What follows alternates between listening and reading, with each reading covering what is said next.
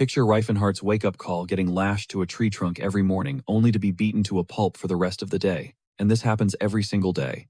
Yeah, this definitely ain't the morning yoga routine your typical useless manhwa protagonist signs up for. The poor dude even made a break for it once, but his master instantly snagged him. See, his master was convinced this brutal grind was the only path forward, the only way to forge him into a gigachad, just like himself. To figure out how Reifenhardt got shackled to this lunatic, who lives and breathes nothing but the hustle and the muscle, we gotta take it all the way back.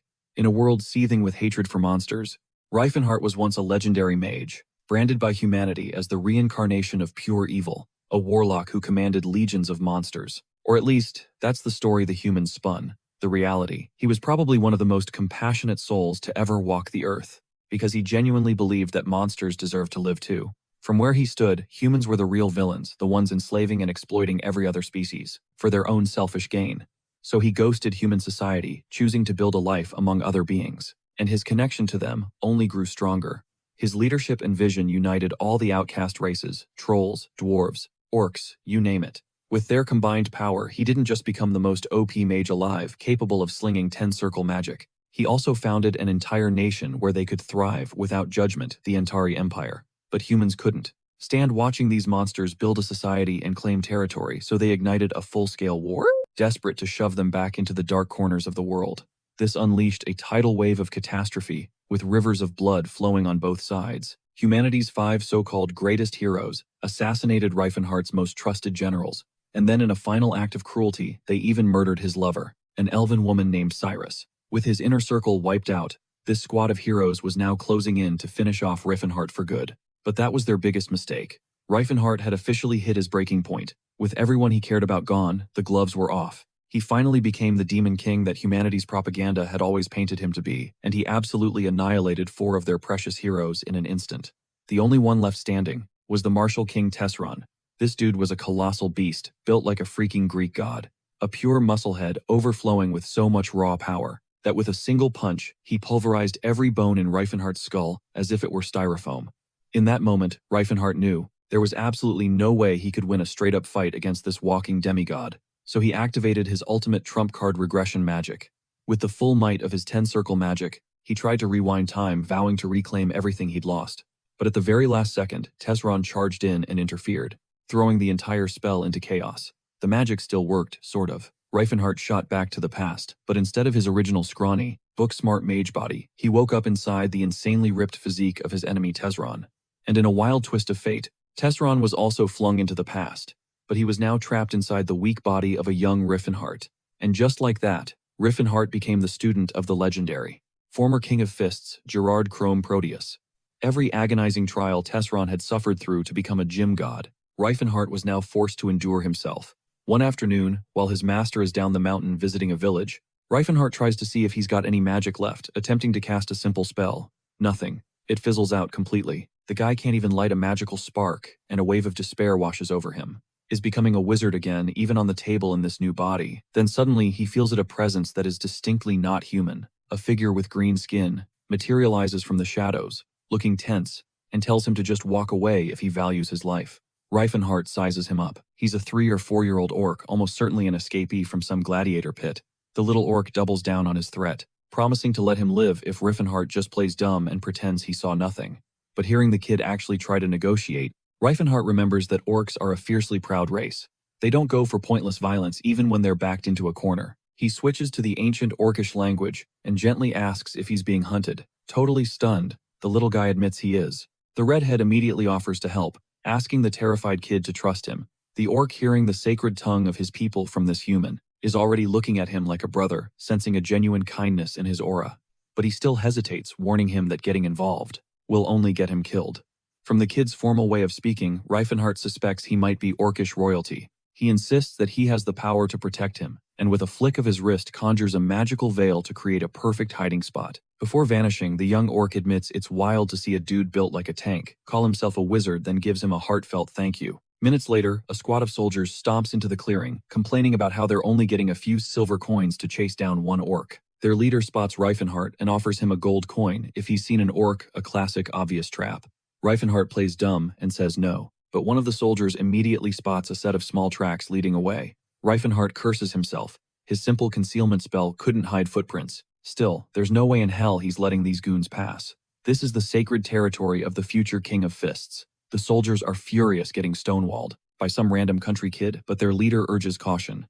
There are over 10 of them, sure, but something about this redhead's vibe feels off. Even with his jacked physique, the soldiers write him off. He's just a kid after all, and tells the guy to get lost. That's when Rifen's entire aura explodes. He calmly states that his bare hands are lethal weapons, since a single swing could literally end most people. So the more compassionate option is to use an actual weapon. He snatches a nearby club, a wild look in his eyes, as he promises they'll at least survive what's coming next. See, while the Gym Unbreakable is all about hand-to-hand combat, they still drill you on weapon skills. This detail alone starts to make the soldiers nervous. They're sneering, asking if this punk really thinks he can take them on after learning a few party tricks. But the second the fight ignites, Rifen moves like a blur, effortlessly yeeting grown men across the road. The rest of them dogpile him, screaming to put the little monster down for good. What they don't get is that these club techniques are less for actual fighting and more for brutally forging disciples into unstoppable warriors. As the brawl rages, Rifen clocks their swordsmanship and instantly pegs them as hired mercenaries. Wielding the cudgel, he unleashes a vicious onslaught of strikes, a symphony of pain engineered to target every inch of the body. When one goon tries to sneak him from behind, his sword just crumples like tinfoil against Rifen's back, sending the guy into a panic, screaming that no human should be this tanky. The twisted beauty of the cudgel style is that it's designed not to kill. Joints get shattered and bones will absolutely crack, however. The targets survive. Before long, only a single soldier is left standing, trembling as he demands to know what the hell Rifen is. But the redhead just keeps that club swinging coldly, reminding him that his entire crew is already down for the count, and it's time for him to join them. Once the dust settles, the mangled mercenaries are actually thanking him for not killing them. Rifen, however, got a little too into that beatdown, a grim reflection of the savage teachings of Gym Unbreakable. Afterwards, the young orc approaches Rifen, his eyes full of awe. He swears he'll never forget this day, and vows to repay the debt no matter the cost. Rifen just tells him a true warrior never bows his head so easily. But the orc now considers Rifen his master, a sacred role in his culture that carries the same absolute weight as a knight's fealty to his king. When asked for his name, the Dark Mage formally introduces himself as Rifen Hearthwald and Terrace. He then asks the young orc about his future. The kid confesses he'd rather die a free wanderer than ever live as a slave. He's determined to find his own place on this massive continent. To help him on his way, Rifen points him towards the land of trials deep in the Rocket Mountains, where the legendary hidden Blue Bear tribe resides. Just before they part ways, he learns the orc's full name. He is the green orc Tathid, son of Crota, and the bearer of Lat's axe. The name Tathid hits Rifen like a ton of bricks. The mighty orc who would one day become one of the 4 warrior kings, chief of the legendary Blue Bear tribe, and eventually the high chief of all orcs. He can't help but wonder if the original Tesron ever crossed paths with this future legend. For the moment, he just takes it in, amused that destiny made him the savior of an orc, feeling a strange and powerful connection. Looking out over the mountain range, King Rifen reminisces about Tathid Skirus Mashalan, and Alport quietly hoping he might see them all again someday. 6 months after his run-in with Tathid, Grandpa Fist fires a concentrated blast of energy straight at Rifen, only to be shocked when the Demon Lord casually deflects it with Spiral Guard. The old man just roars with laughter, completely impressed. He recalls when the kid first showed up, insisting his name was Rifen Hearth. He had just assumed all the brutal beatings had scrambled the kid's brain. Rifen is baffled, wondering why the old geezer is dredging up a memory from 6 years ago. It then dawns on Gerard that a full 10 years have passed since their training began. Rifen has become insanely powerful, yet the old man still grumbles that he's only 190 centimeters, practically a short king, by the insane standards of Gym Unbreakable. He gripes that the first 3 kings, Valkenschut, Calbrain, and Rostel, were all towering giants over 2 meters tall. So Grandpa gives him the side-eye, asking if Rifen has been properly practicing his breathing techniques. Thinking back, Rifen remembers being a colossal 2.4 meters tall in his past life. He claims it's just his body type, but internally he's freaking out. This old fossil actually thinks he can get taller with a breathing trick. Gerard just shrugs, admitting that size doesn't really matter, as long as the kid is powerful and durable. For the final test, Rifen settles into his stance and unleashes a 4-stack Calamity Horn, launching himself forward like a cannonball, and completely obliterating a solid rock wall into nothing but pebbles. The old man explodes with laughter, absolutely certain that this kid is going to be a nightmare for anyone who gets in his way. Rifen is just relieved to have finally hit 4 stacks, and here's the 2 words he's been waiting for. Gerard proclaims that it's time for him to leave and experience the world. Then completely out of nowhere, Gerard calls him by his real name. Reifenharth, and tells him to live exactly how he wants. Be a hero, be a villain, it makes no difference so long as he's the one choosing his path. That, he explains, is the ultimate reward for surviving a decade of his hellish training. He then shares some advice he received 60 years prior, from Master Rostel, the third king of fists, who gave him 3 rules for life. First, get rich but never through shady means. When Reifen points out he just said being a villain was fine, Gerard chuckles and explains that to be a top-tier villain, you have to operate with some dignity. Second, always side with those who have been wronged, because that is how you command respect. But he adds a warning, just because someone is weak doesn't mean they're in the right, and since almost everyone is weaker than Reifen, he'll have to learn to judge wisely. And the third most critical rule, the legacy of Jim Unbreakable must never be allowed to fade. His teachings have to be passed to a new student. Not some prodigy, just someone he absolutely refuses to give up on. To start him off, Gerard slips him a bit of travel cash. A pouch with about 30 silver coins and a fresh set of clothes. Rifan is low-key shook that one of the wealthiest men in the whole Vasily kingdom, a dude with a mansion in the capital, would offer such a small bag. Okay, it's half a year's living expenses for a normal person, but he was definitely expecting a bigger flex. Gerard just explains that the martial sect had a fixed rate for send-offs, and back in his day, it was only 25 coins. He also casually mentions a little gift he stashed in the Set Lad Mountains, handing Rifan a map with an X marking the spot. As they part ways, the sheer reality of his freedom feels totally surreal, right until a massive calamity blast erupts into the sky. It's Grandpa Fist's signature send-off, a final explosive message to stay tough as the heir to his legendary teachings. Without a moment's hesitation, Rifan absolutely bolts, rocketing down the mountain at top speed. Meanwhile, a villager pleads with the chief to just let it slide, but the old man stands his ground, demanding what's fair from a noble, and his knight for the feast they just devoured. The smug noble calls them low-born wretches, and flicks a single gold coin at their feet, mocking them that they've probably never even seen one. The chief just calmly fires back. This isn't nearly enough. Utterly enraged, the noble strikes him, snarling that a knight knows the market. Way better than some peasants. It becomes crystal clear these so-called knights are just glorified bandits. They rolled into the village, ate them out of house and home, and now think they can settle the bill with 1 coin, completely ignoring the true cost and the people's labor. Just then, Lord Stephen shows up, asking his man Edward what the holdup is. With a chilling smile, he calls the villagers wretches, warning his knight not to waste mercy on commoners who don't know their place. Cut to Riefenhardt in bed with Cyrus, asking the sun-touched elf why she's touching him like that. She whispers that his lean frame is sharp and elegant, almost like a perfectly forged blade. But now trapped in Tesrin's body, he feels more like a clumsy stone golem. Tears well up in his eyes. He just wants Cyrus to forgive him. On the bright side, he's taller. By his math, Cyrus has to be around 70 years old now, while he's trapped in a 17-year-old's body. He's finally made it to Chrome City in the southern Vasily kingdom, driven by the knowledge that she's scheduled to be sold at a slave auction in the Cheon kingdom next year. A huge part of him just wants to tear the whole place down and free her, but going loud would totally sabotage his main quest of reclaiming his magic. So he figures money is the smarter play, except elf slaves cost an absolute fortune, and my guy is completely broke. Still, he's not powerless. He has a powerhouse body, razor-sharp skills, and the ultimate cheat code, memories of the future. He starts hearing rumors on the street about some ruins along the road to the Cheon kingdom. At the exact same time, Lord Stephen is grilling a guy named Todd, a ruins exploration specialist, and a wizard from Delphi's magic tower, desperate to know if he's found the ruins. But Todd is giving him the runaround. Stephen is absolutely convinced that's the spot where the legendary swordsman, Sir Claude von Leotis Altine, is buried. It's been 3 days since Riefen ditched Chrome City, hiking north on the main road toward the Hatton Mountains. Thanks to his insane stamina, the cold doesn't even bother him, though he remembers how the OG martial kings used to walk around shirtless, even in the dead of winter. He activates artificial flashbacks, a secret technique that lets him pull up memories on demand, and he locks onto the ancient ruins in the Hatton range. In his past life, he actually met Mage Todd at the Magic Tower, the same guy who explored those ruins with the Altian family. But Riefenhardt has a secret. He remembers finding a treasure hoard that Todd's crew completely missed, a haul he later sold for over 2,000 gold coins. Now, as he walks into Cattle Village, it's total déjà vu, with the locals whispering nervously about how no one ever dares to venture near the Valley of Death. The villagers are panicking because some nobles are demanding a guide, and they know saying no will end very badly for them. Since the chief is sick, a man named Ted, who knows the mountains, volunteers. He instantly regrets it when his wife and kids burst into tears while the other villagers practically shove him out the door. Just then, Rifan smashes his face against their window like a complete madman and cheerfully volunteers to take the job, posing as a simple passerby. He claims he just happened to overhear them.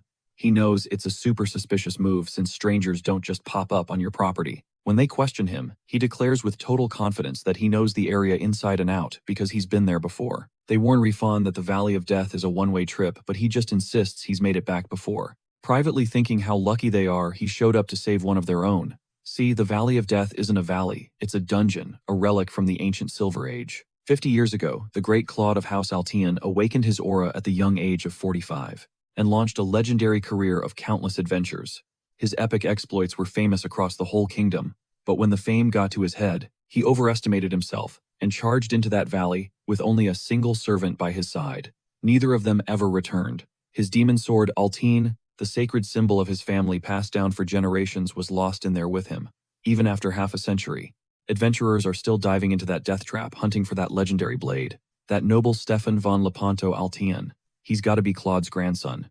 Relsia praises his so-called elegance, muttering how the guy's a legit knight even without a steed. Just then, the hulking brute's gaze drifts over to the Slayer elf, who's vibing with Stefan. Past them, his eyes land on Salon, the party's baby-faced priest, and he's low-key wondering if the kid can even cast a real holy spell. More than anything, he's still shook that Salon is a dude with a face that pretty, and he scans the area looking for a way to slide into a conversation with Todd. But with Todd and Salon already deep in conversation, there's no opening, which throws him back to how Todd used to chat him up, back in his own younger wizard days. Still, something feels totally off, making him wonder if Todd is into Salon. Nah, he thinks Todd's too stand-up for that. Out of nowhere, Edward starts gassing him up for being their guide, but Rifin just waves it off like it's nothing. He gets why the villagers were terrified to come here. Their fear makes total sense. But Edward, dripping with arrogance, just scoffs, claiming there's nothing to fear with the kingdom's finest knights on the job. The redhead feels his stomach churn with disgust, absolutely convinced all knights are self-important pricks, and that chivalry just breeds a bunch of narcissists. Suddenly, a blood-curdling shriek rips through the air, as shadowy creatures explode from the tree line in a full-blown ambush. As they surge forward, Reltia screams, calling them filthy beasts for daring to assault humans, blessed by the great Sayer. Without missing a beat, Stefan barks orders for his knights to form a line and repel the attack, while Todd unleashes a torrent of fire chains, sowing utter chaos as Salon chants a blessing, filling the soldiers with supernatural courage. Even in the madness, Stefan's prowess is on another level. The guy's swordplay is way more precise than he anticipated, but through a true fighter's lens, Rifin sees the sloppiness in his form. It all clicks. No wonder Master Gerard is so proud of him. The man's unbreakable. Just then, the rugged brawler spots a whole swarm of orcs, getting hunted down by the monsters, and he smashes one into pulp with a single devastating punch. He vaporizes it all, while wondering why the hell nobody gives a crap about the non-humans caught in the crossfire. For now, he's just a player trapped on the Jacquard Plains, stuck in Todd's twisted narrative. This is the exact spot where Ted the Guide is fated to die with Lord Stefan Altheon at the helm. And just like the story goes, Stefan is going berserk, a whirlwind of steel, slicing through monsters, completely oblivious to the safety of anyone around him. And that's why the Guide's fate makes a grim kind of sense. It reveals what a garbage person Stefan is. It's no shock at all that the Guide dies under his command.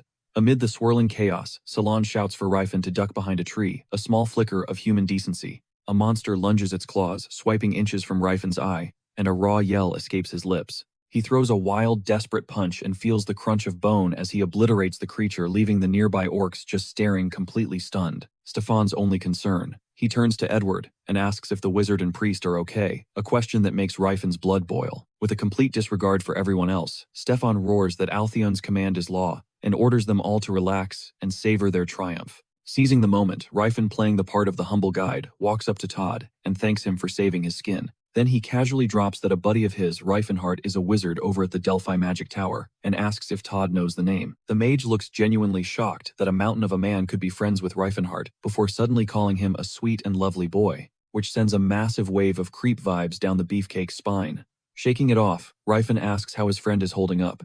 Todd just says the kid is studying magic, in his own little way. When Rifin pushes, asking if anything weird's been happening, the mage suddenly starts gushing over Rifinhart's sharp nose, his jewel-like eyes and flawless skin radiating pure, unfiltered creep energy. The big guy immediately figures Todd's obsession is purely physical, though it feels different from Grandpa Gerard's. He has to fight the urge to just clock this weirdo, and instead demands to know about Rifinhart's actual personality and attitude. Todd shamelessly admits he couldn't care less about his thoughts or actions, practically drooling like a total perv. Right then, Salon pops up, asking if Rifin's hurt, but he just shrugs it off and tells the kid to go check on the orcs. The young priest starts healing them even as they insist they're okay, while the humans just scoff at the sight, muttering about wasting divine power on creatures like that. Rifen watches and sees that Salon treats them more like injured pets than actual equals, and it hits him. The real problem is how fundamentally screwed up human values are. Getting non-human races their basic rights is going to be a long, brutal uphill battle. Just then, Stefan barks at the guide to get a move on, and a fresh wave of irritation hits Rifen. But weirdly, he replies in a flat robotic voice, telling them to make for the stream. The bizarre tone doesn't escape Stefan's notice. Hours later, the party is battered and bruised, having already faced a basilisk, a pack of dire wolves, and more than 20 ogres. They can't figure out how a mountain range this small could be crawling with so many monsters. While the rest of them are totally gassed, Rifen is secretly loving every second of it as he marches them forward. He's deliberately avoiding the safer routes, giving them zero downtime. In his mind, knights are just arrogant show-offs. Priests are cluelessly stubborn, and wizards are petty, small-minded fools. Even trapped in this brawler's body, he knows he's a wizard through and through.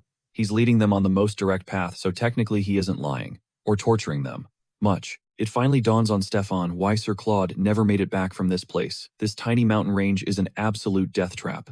Suddenly, one of the knights spots a faint glow up ahead, and as they draw closer, Edward triumphantly announces they've found them, the ancient ruins of Fulton. Todd points to the entrance, claiming it's totally safe, but Rifen slams on the brakes, refusing to budge without a guaranteed escort back. Stefan has no choice but to agree, promising to protect their guide on the return trip, even though you can tell it's a promise he never intended to keep. That shady promise makes Rifen's blood boil, but Stefan just whips out his blade, declaring that a legendary knight is buried beyond the gate, and they will honor him by seizing the demon's sword. As the group storms into the darkness, Rifen knows his moment has come.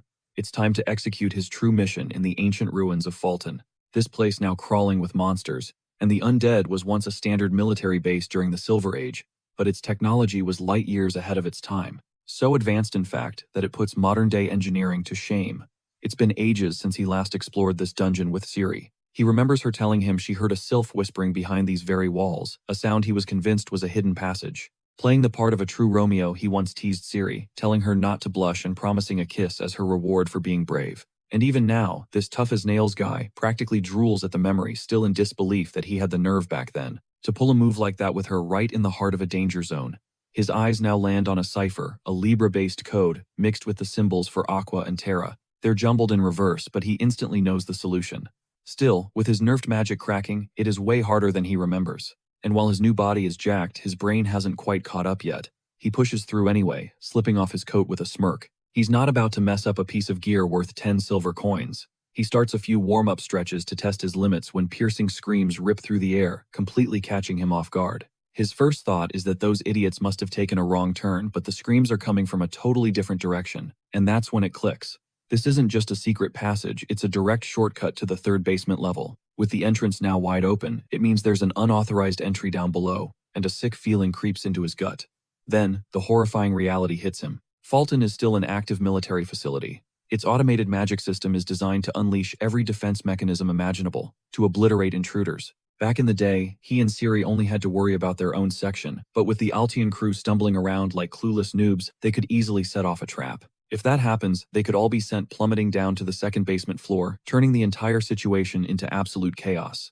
Deep below, Lord Stefan watches in horror as Sir Thomas gets sliced in half by one of the traps. Heavy rhythmic thuds echo through the chamber as a colossal skeleton wielding a massive axe lumbers into view. One look tells Stefan it's a hopeless fight. This thing is armed with multiple blades and radiates an aura so demonic, it's clearly not a monster any mortal can just walk up to and defeat. Elsewhere, Silent is tending to the wounded soldiers. They thank him over and over, still trembling from the shock of the floor collapsing out from under them, a fall that nearly claimed all their lives. He gives a nod to Todd, thanking him for the clutch magic save, but Todd admits his spell only broke their fall. It won't shield them from the nightmare that's coming. Right on cue, a massive explosion blasts the frontline soldiers off their feet as a horned demon and its legion charge forward, sending the men scrambling in pure terror.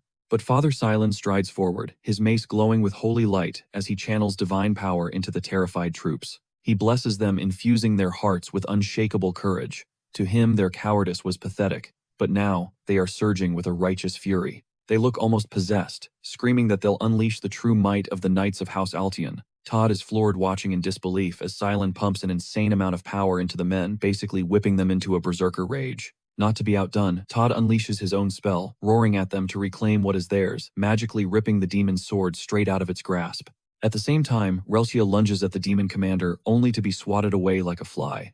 She hits the ground, hard, battered, and bruised, but she hopes her sacrifice bought Master Stefan an opening. Stefan roars his approval of her bravery and charges the demon lord, his blade a blur of motion, as he attacks like a true hero. Edward cheers for their leader, calling him a resolute warrior, while Stefan just snarls at the vile monsters, ordering everyone to keep their heads in the game. He reminds them that this is the very ground where the mighty knight Claude fell in battle. Suddenly, a torrent of fire erupts from above. A second demonic beast appears, letting out a deafening roar as it incinerates soldiers with a blast of hellfire. Our so-called hero shouts at them not to be afraid, telling them to harden their resolve as proud knights of House Altion. The battlefield descends into pure pandemonium, but Stefan refuses to yield an inch. He is absolutely not going to let these demons have their way. Roaring the name of Altion's resolute knight, he launches himself at the flame beast with a powerful shooting strike, only to be bitch-slapped aside and slammed into the ground. Brutally, he lies there unmoving.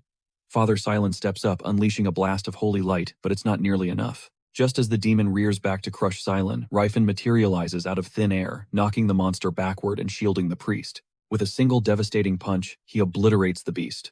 Done. Just like that. The insane ease of the kill shocks him, triggering a flashback of how Tezron once decked him in the exact same way, in his past life. Shaking it off, he moves to get the wounded to safety, sweeping the injured elf up into his arms. But before he can even take a step, an entire legion of undead soldiers claws its way out of the ground. Rifen holds her tight. He plows through the undead swarm, carving a bloody path while batting them away to clear an escape route. That's when the resolute knight finally stirs. Edward is the first to spot it. Stefan groggily pushes himself up, scanning the field of shattered undead, and asks what the hell just happened, only for his right-hand man to reveal their guide was actually a straight-up warrior. He immediately backpedals, apologizing for failing to recognize a supposed noble. But hold up. Our beefcake clocks that Todd knows his younger self from back in the magic tower. Quick thinking, he throws out the name Rifen. Edward's totally baffled, saying he's never heard of any legendary champ with that name. And when pressed, Rifen just flat-out admits he's got no noble blood. The light bulb finally goes off for Stefan. This warrior is just some commoner he mistook for a noble in training. And now, the damage control begins. He tries to play it off, thanking him for swooping in at the very end to finish up a job they already had in the bag. He even admits Rifen has some skills, but our iron-fisted MC is having none of it and calls his bluff. He fires back that it looks like Stefan's fresh out of tricks and is just completely blind to reality. Oof. That one hits a nerve and Stefan snaps, demanding respect for House Altion. As Edward frantically tries to de-escalate, Stefan spits that some random drifter wouldn't know the first thing about proper etiquette. Stefan eventually simmers down and gets curious, asking Rifen who his master is, but our guy just brushes it off, claiming he's self-taught. In reality, his mind flashes back to Grandpa Fist and the devastating technique he was taught. But with Master Gerard being a continent-wide legend, he can't afford that kind of attention or risk his old master discovering his location.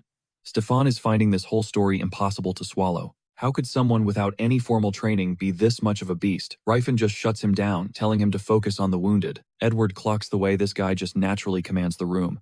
He doesn't even seem to realize how arrogant he comes off, like a born leader who spent his whole life giving orders. The thought crosses his mind, maybe this absolute unit is foreign royalty. The age gap doesn't even seem to register, with Rifen speaking to him like a seasoned veteran schooling a rookie, a fact that only deepens the mystery around him. Then, completely out of left field, Ceylon slides in, asking Rifen for his exact height. The priest is 100% smitten with this walking mountain of a man, guessing he stands at 192 centimeters, though Rifen confesses he has no idea what he actually weighs. Still thirsty for details, Ceylon presses him about his training regimen, but Rifen's deadpan reply is that he just got his butt kicked a lot, ate a ton, and lifted a bunch of heavy stuff. He's getting seriously weirded out by how chummy Ceylon is all of a sudden.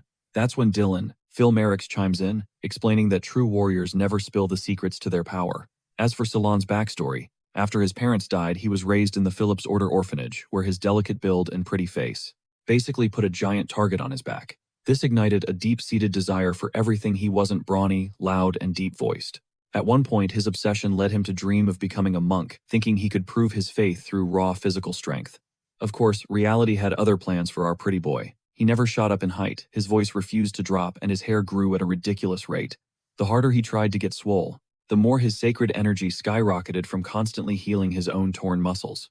This whole ordeal forged an intense admiration for rugged muscular physiques, which is totally giving Rifen the creeps. He makes an excuse to go scout the exit, but the priest is dead set on tagging along. Rifen shuts that down, ordering him to stay with the wounded soldiers in case of another attack, which makes Salon pout. Seeing an opening, Stefan decides to join him. He tells Relcha to hang back and help the others.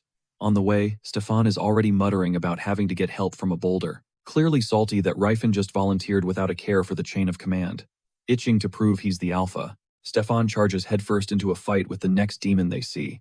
He's totally fishing for a compliment from our tank, but while he's lost in his own hype, bam! Rifen drops him with a single chop to the neck. Just then, a wave of undead soldiers swarms in, and our ultimate bruiser mows them down without breaking a sweat, making the whole thing look like a cakewalk. With that handled, he's off on the real mission, treasure hunting, and he's finally reached the hotspot. He scans the area on the hunt for Silver Age relics worth at least 50 gold coins. It only takes a few moments before he spots it, the Infinite Sack. It's a legendary magical bag that can hold 10 times its own volume, and from what he remembers, there's another one, stashed right next to it, loaded with the Celestial Furnace, the Dagger of Recall, and the Sapphire of Magic Power. My guy is absolutely buzzing. This is a king's ransom. Just as Stefan starts to stir, Rifen casually blames the undead for laying him out with one lucky shot. Lord Ego is absolutely livid that his moment of glory was stolen, but Rifen's already plotting his next nap time. The so-called Great Knight ends up getting put to sleep 3 more times while our bruiser ransacks the entire ruin. He's low-key hoping the noble isn't seriously concussed. When Stefan finally wakes up for good, he's completely bewildered. He got decked even while being on high alert, and already planning which recovery potions he'd need. Meanwhile, Rifen has stuffed the magic bag to its absolute limit and is already planning his next haul. Once the exits are secured, they start escorting the rest of the group to safety. Along the way, Salon corners Rifen, saying it's pretty sus for a commoner to be so skilled. Rifen then explains that his default tone of voice just makes everyone feel like they're beneath him, though he never imagined his blunt style would hit Edward, a 40-year-old dude, the same way it hits Lord Ego. It finally dawns on him that he's only 22, so maybe it's time to dial it back a notch, and apologizes for his directness, explaining he's not much of a people person. In the very next chamber, the crew stumbles upon a terrifying new demonic entity, the Grill Beast, a creature Rifen has zero memory of from his past life. Stefan just assumes it's the local guardian, but our bruiser knows they are hopelessly outmatched and immediately urges a retreat. That's when their eyes lock onto the demon sword Altion clutched in the monster's grasp. Edward suggests they pull out and come back with an army, but the arrogant knight refuses to let the legendary blade be defiled by such a creature. He's determined to reclaim it, no matter the sacrifice, even if it leads to their utter annihilation. He commands his soldiers to charge forward, as the Iron Fist brands him a reckless idiot.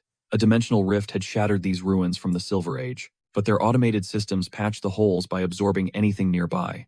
That's how this otherworldly creature was assimilated into the defense network, morphing into what everyone now calls a dungeon guardian. The demonic protectors roar at the intruders, but the reality is they were just chilling until these ruins snatched them up and put them to work without pay. The moment a creature syncs with the system, its power skyrockets, and Rifen knows the demon that offed Sir Claude was an aura user. If this dungeon guardian is even tougher than Tegral, then it's in a completely different league. Still, Lord Ego just scoffs, telling his crew not to sweat a monster that's chained down.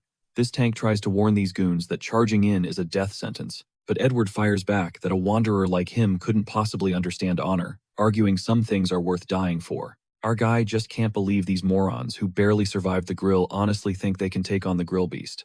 Meanwhile, Pretty Boy is busy juicing up the soldiers with holy power, hyping them up for what is clearly a suicide run.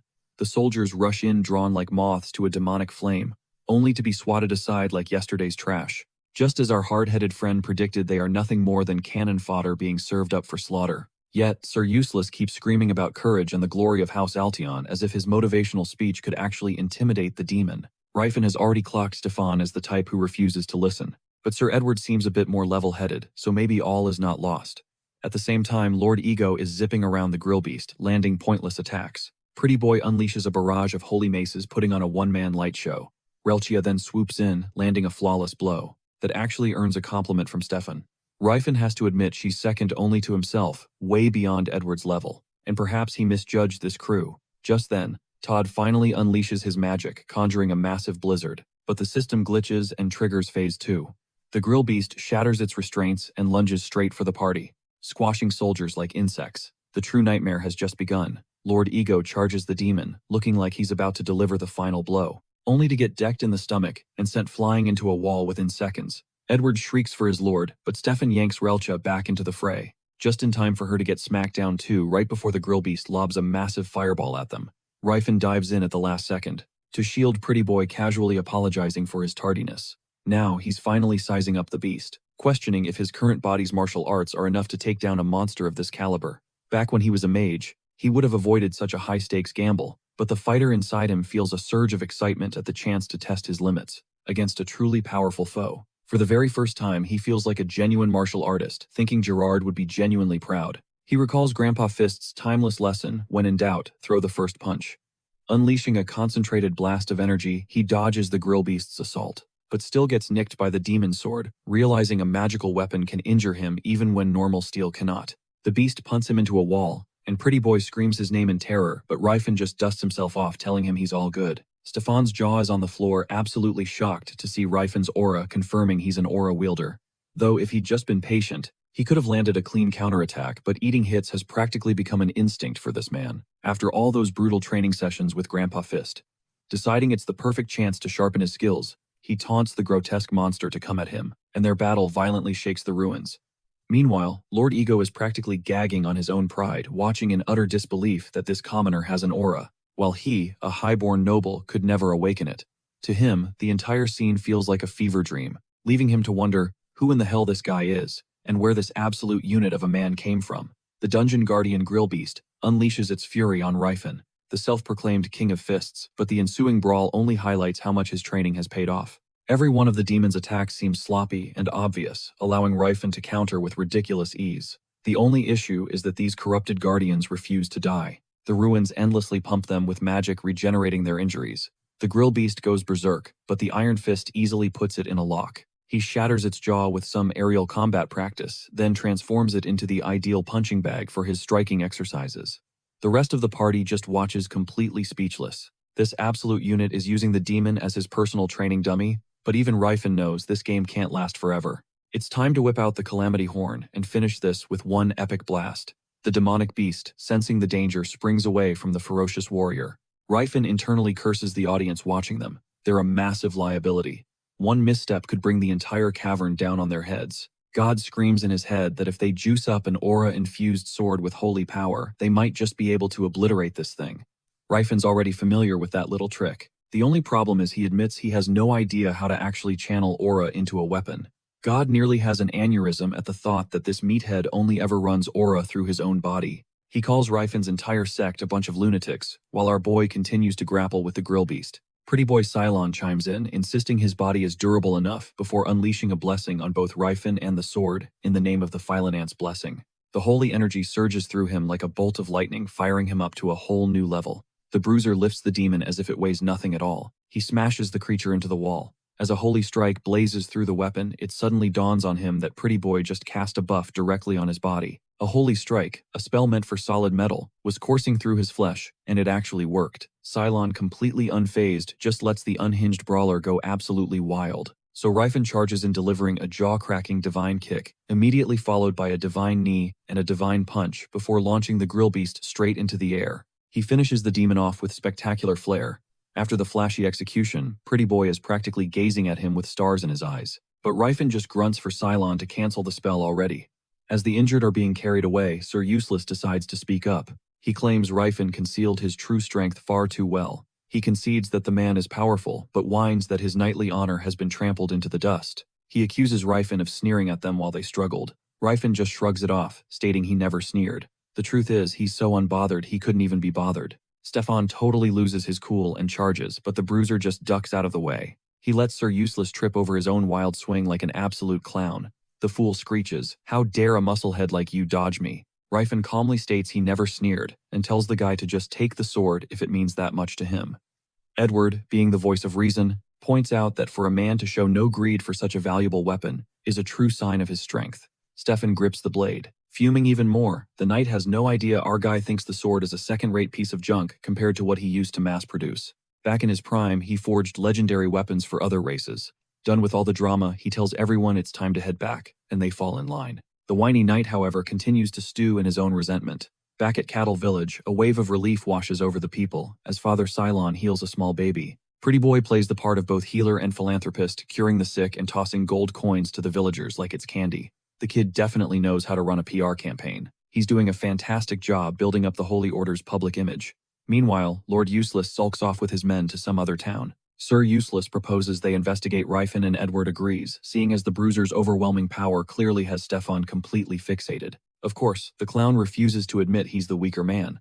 At the same time, Ryfin plans to head out and find Cyrus, but can't understand why Pretty Boy is still tagging along. Cylon explains that he's choosing the life of a traveling priest to spread the goddess's grace across the land. He plans to minister to believers, fully aware that most priests who choose this path die on the road.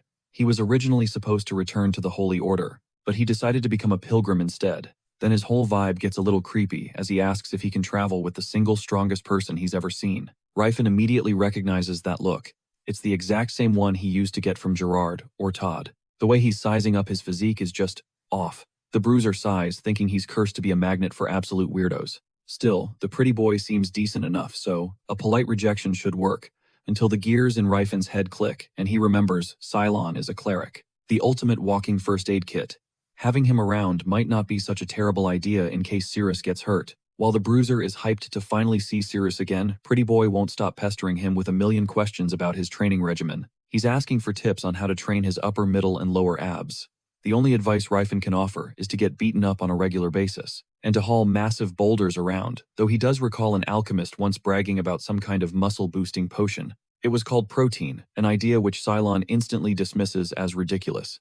Meanwhile, back at his mansion, the heir to the Charon trade union Lord Wynalot is absolutely losing his mind over his elf's training. He rants that elves are supposed to serve their masters in both body and soul. His butler can only beg for his forgiveness.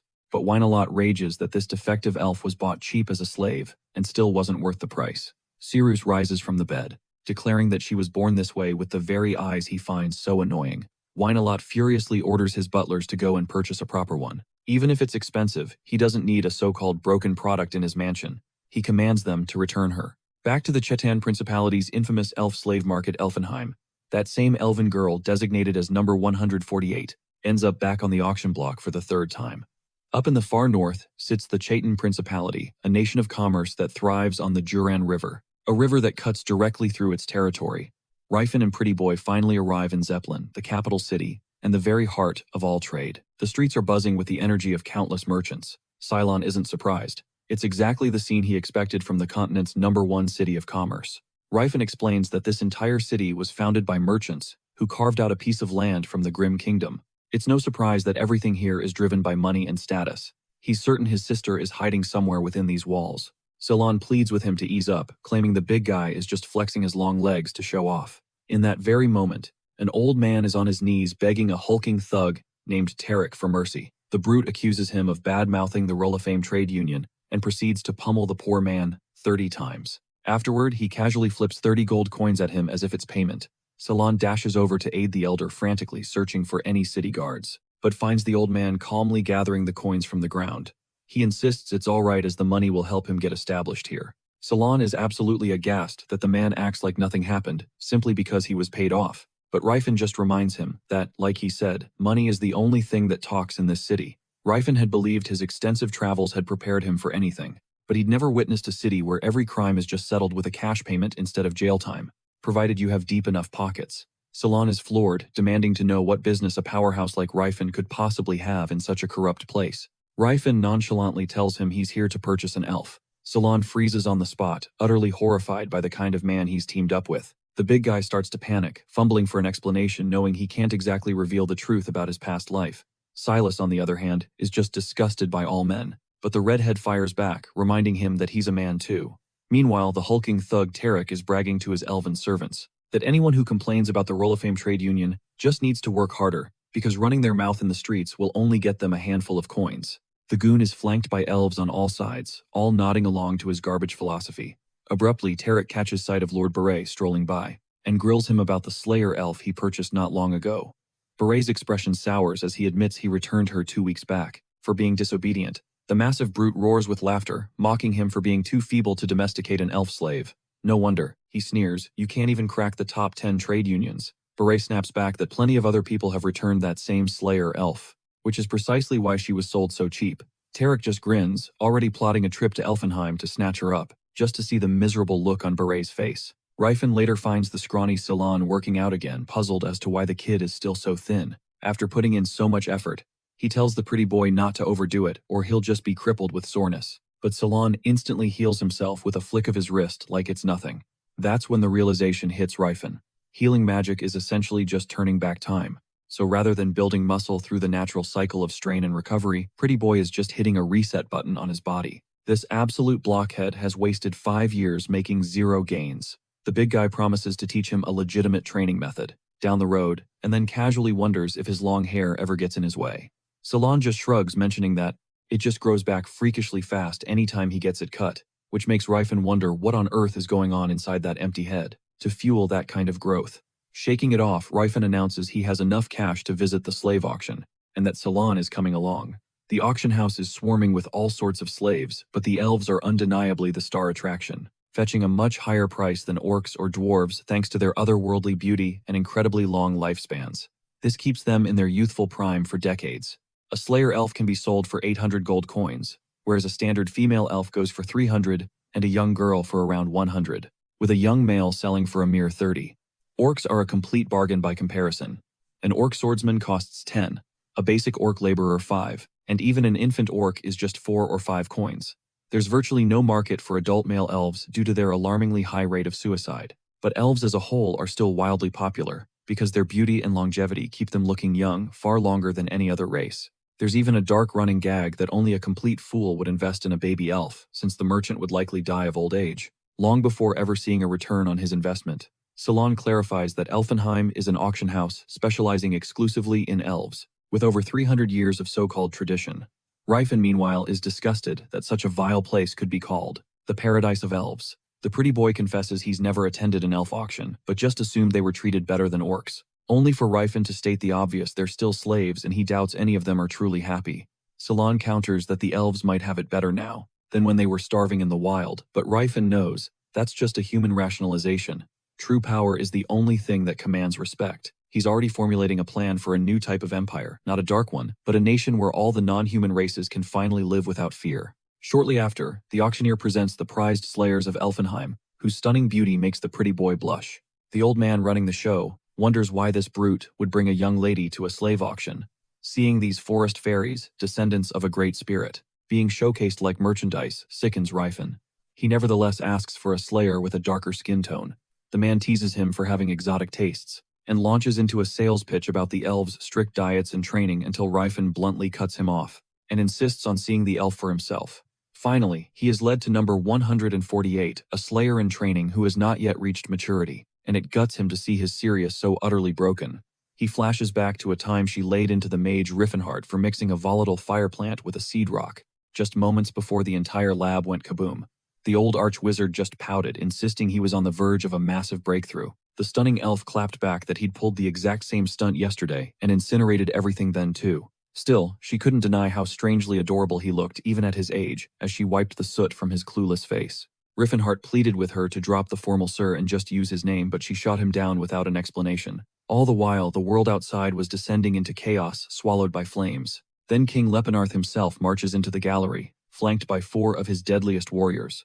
Tathid was there to pay his final respects, while the king's gaze swept over Atilka, Marshalon, and Sirius, asking why they all looked like they were at a funeral. It wasn't the first time he'd seen men staring down death's door.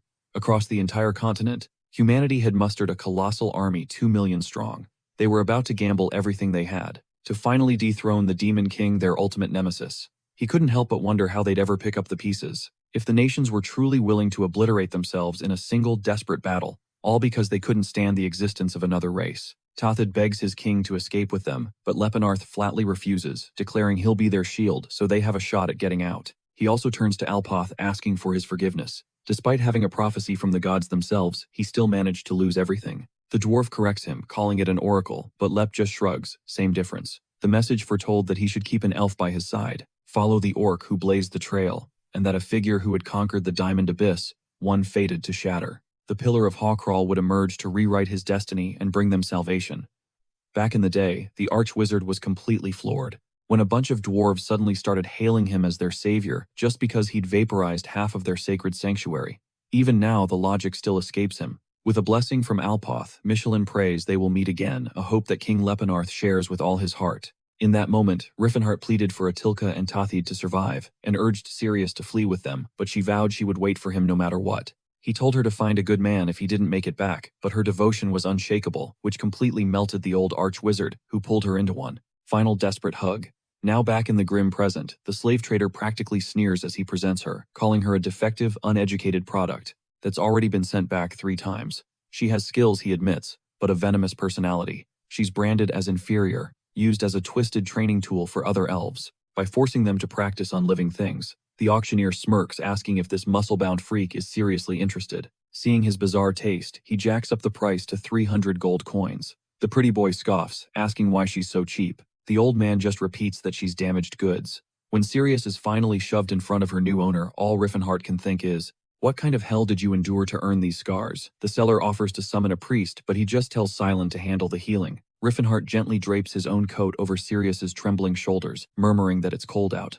Then he asks softly, is it all right if I call you Sirius? She agrees with a dead, hollow voice, so he tries to soften the moment, giving her a full name, Sirius Valencia. She immediately argues that a slave has no need for a surname. She asks if it's his, but he clarifies that the name is hers and hers alone to carry from this day forward, not his. He finally introduces himself as Riffenhart, and gestures to the pretty-faced Silent, identifying him as a priest of philanthropy. A short while later, the seller is sweating bullets as an enraged customer slams into his shop, roaring about why number 148 was sold just an hour ago. Tariq is paranoid that Burr must have discovered his scheme to get her back. The seller stammers that the buyer was some new face, a young man who paid in cold hard cash on the spot. Burke is in disbelief. Who in their right mind carries that kind of coin for a slave? The old man boasts that he even sold the so-called inferior product for a premium price. When pressed for a description, he says the buyer was some massive, brawny dude who should be easy to spot in a crowd. Meanwhile, Riffenhart is busy trying to find new clothes for Sirius, picking out an outfit he thinks is perfect for her, and promising they'll get more later. He asks if she's hungry, but her reply is ice cold. I will do only as my master commands. Riffenhart instantly tells her not to view him as a master. Her eyes widen in panic. Does that mean you're returning me? Sirius simply cannot compute this man who covers her with his coat, dresses her in fine garments, and treats her like she's an actual human being. Riffenhart tells Sirius it would be better to see him as a fellow traveler, a comrade, not a master, and to just call him by his name. Her mind instantly concludes it's some bizarre form of roleplay, like he's some perverted adventurer acting out a hero fantasy with his new sword slave. She settles on the formal title of Sir Riffenhart, still utterly convinced that all humans are the same kind of garbage. Later, as Sirius wolfs down her meal like a wild animal, the rugged man points out that Redanti's Grace is the most famous dining establishment in all of Zeppelin. Since the goddess Redanti is the deity of the earth, and the harvest, serving a meal here is considered an act of worship. The pretty boy retorts that if it's an act of worship, then the food ought to be free. Riffenhart fires back that Philon's religion makes a killing off of beauty anyway. Father Silent has to concede that he has a point. She is the goddess of beauty and love after all, and her priests certainly charge a hefty sum in gold for their services. He just lets it go. Across the table, the mountain of a man smirks as he watches Sirius absolutely demolish her food like a starving animal, and the intensity of his gaze totally freaks her out. He wonders if she despises this place now, the very same spot he brought her, to celebrate the day they first met. He was her hero back then. Now, he's just the man who bought her. The whole vibe is night and day. He questions if fate messed up, throwing them together when the timing was all wrong. Still, he clings to a sliver of hope that one day, his true feelings will get through to her, and for the moment, that has to be enough. Later at the armory, Sirius's hand instinctively finds the hilt of a sleek rapier. The big guy points out that she normally wields a scimitar. She flashes him a look that could kill, wondering how the hell this stranger knows her fighting style. The pretty boy Ceylon jumps in, puffing his chest out and bragging that any true warrior can tell just by someone's hands. He's completely starstruck though, holding a mithril weapon he's only ever dreamed of. Ryfin immediately shuts that down flatly, stating that priests have no need for blades before they can even start to bicker. Just then, a crew of sketchy-looking men rolls up on Ryfin, clearly not there to make friends. When pushed, their leader reveals that a certain noble wants that elf. He even offers a trade, a proper slayer for the girl, flashing a bill of exchange. But the rugged man gives him a hard no, flatly repeating that he's not interested. The shady crew figures he's just gotten attached and decides to bounce. Salon just thinks the whole encounter was super weird. Later, at a lavish mansion, a lord named Tarek is absolutely ripping into his lackey Romad for failing the mission. He yells that he should have at least tossed a few coins at the guy. After beating him to a pulp, Romad explains that the clueless dude wouldn't sell at any price, and with too many witnesses around, it wasn't a good time to go full-on villain. He vows to find the perfect opportunity to snatch the Slayer and fake her death, promising to offer double what was paid a bargain considering she was sold for dirt cheap. Tarek loves the sound of this scheme. He orders Romad to drag Cerlantis into it, since that freeloader has been sitting around collecting a paycheck for doing absolutely nothing.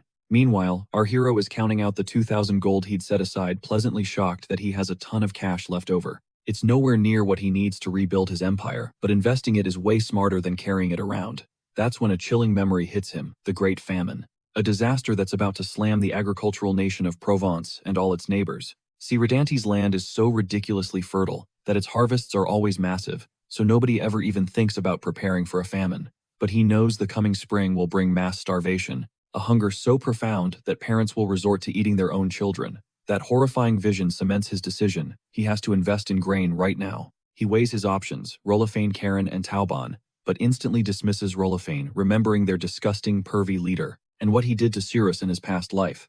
That leaves Tauban, the continent's third biggest grain union, and a major competitor to Rolafane. Over at the Tauban headquarters, its leader Savolt is fuming. He just got intel that Rolafane is dumping a massive supply of wheat and barley, for half the usual price, and he's calling them out for their senseless, dirty tactics. He's panicking about losing his trade partners, and needs to fix the market instability as soon as possible.